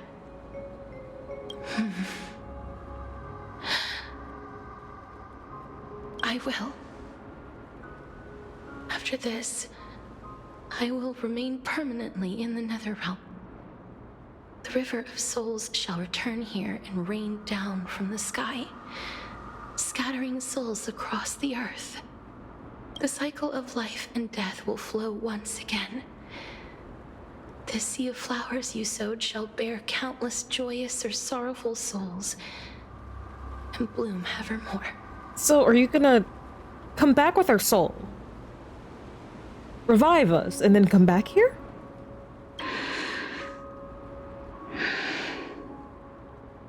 Thank you. Just one last thing. Can you grant me one wish? Of course. What is it? Please,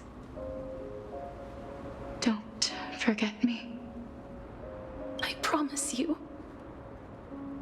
When we meet in the next world, even if I have endured another reincarnation,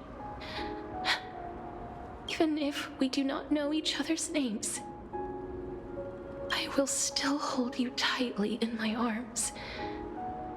Just like what I did when we were born. Castoris, Casterus, you're as beautiful as a fleeting butterfly.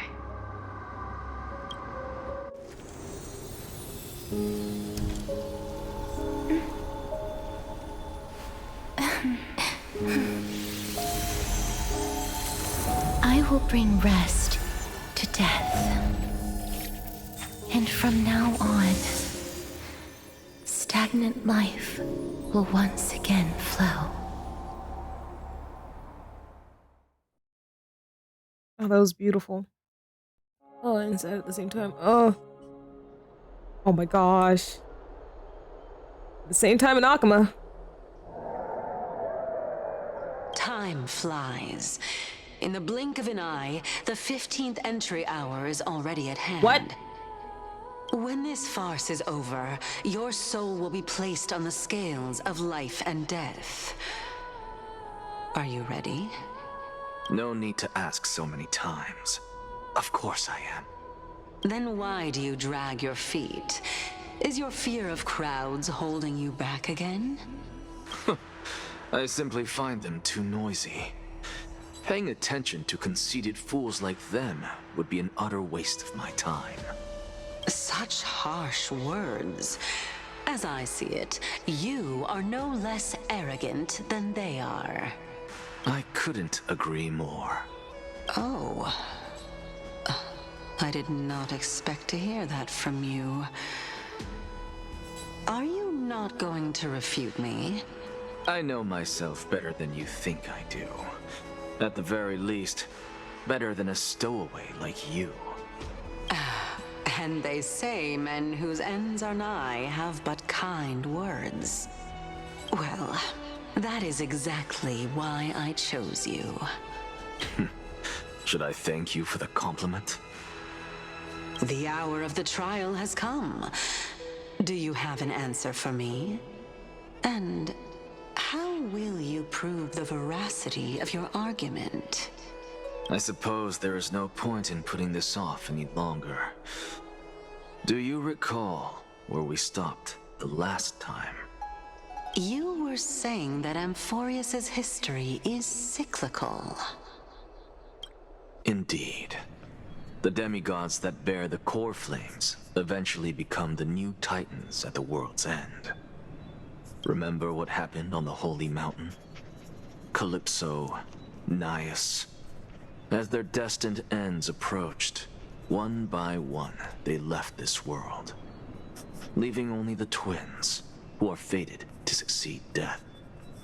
Unfortunately, while their journey is consistent with ours, you and Calypso, as well as Nicodor and Naias, act as supporting evidence. I can only come up with a rough sketch for my theory of a cyclical history. For all the pains I took to reach this point, I had already lost hope of ever obtaining definitive proof. After all, the past is in the past. Proving that we are the legacies of heroes of the past is a hopeless endeavor. That is, until I met a girl named Polixia and her sister. If Casterus was truly sent from the past to the present for the Titan's self-serving reasons, then having lived through 2 cycles, and with Styxia as the pivot, she will no doubt be the link to connect all of this together. If the Twins of Death can bridge 2 cycles to reunite at the shores of the Sea of Souls, then my hypothesis will no longer be just a hypothesis. And you too will get the answer to your question. Well, that is all well and good, but how can you be so sure? If there is even the slightest error in your hypothesis, the girl will be shattered. It matters not. The most important quality a scholar must possess is foolhardiness. If you are overly cautious, then you'll never have the gumption to make the first step, and change will never come. Besides, I, Anaxagoras, am destined to overturn this farcical world. Come, let us go and teach those pathetic worms one final lesson. Ooh.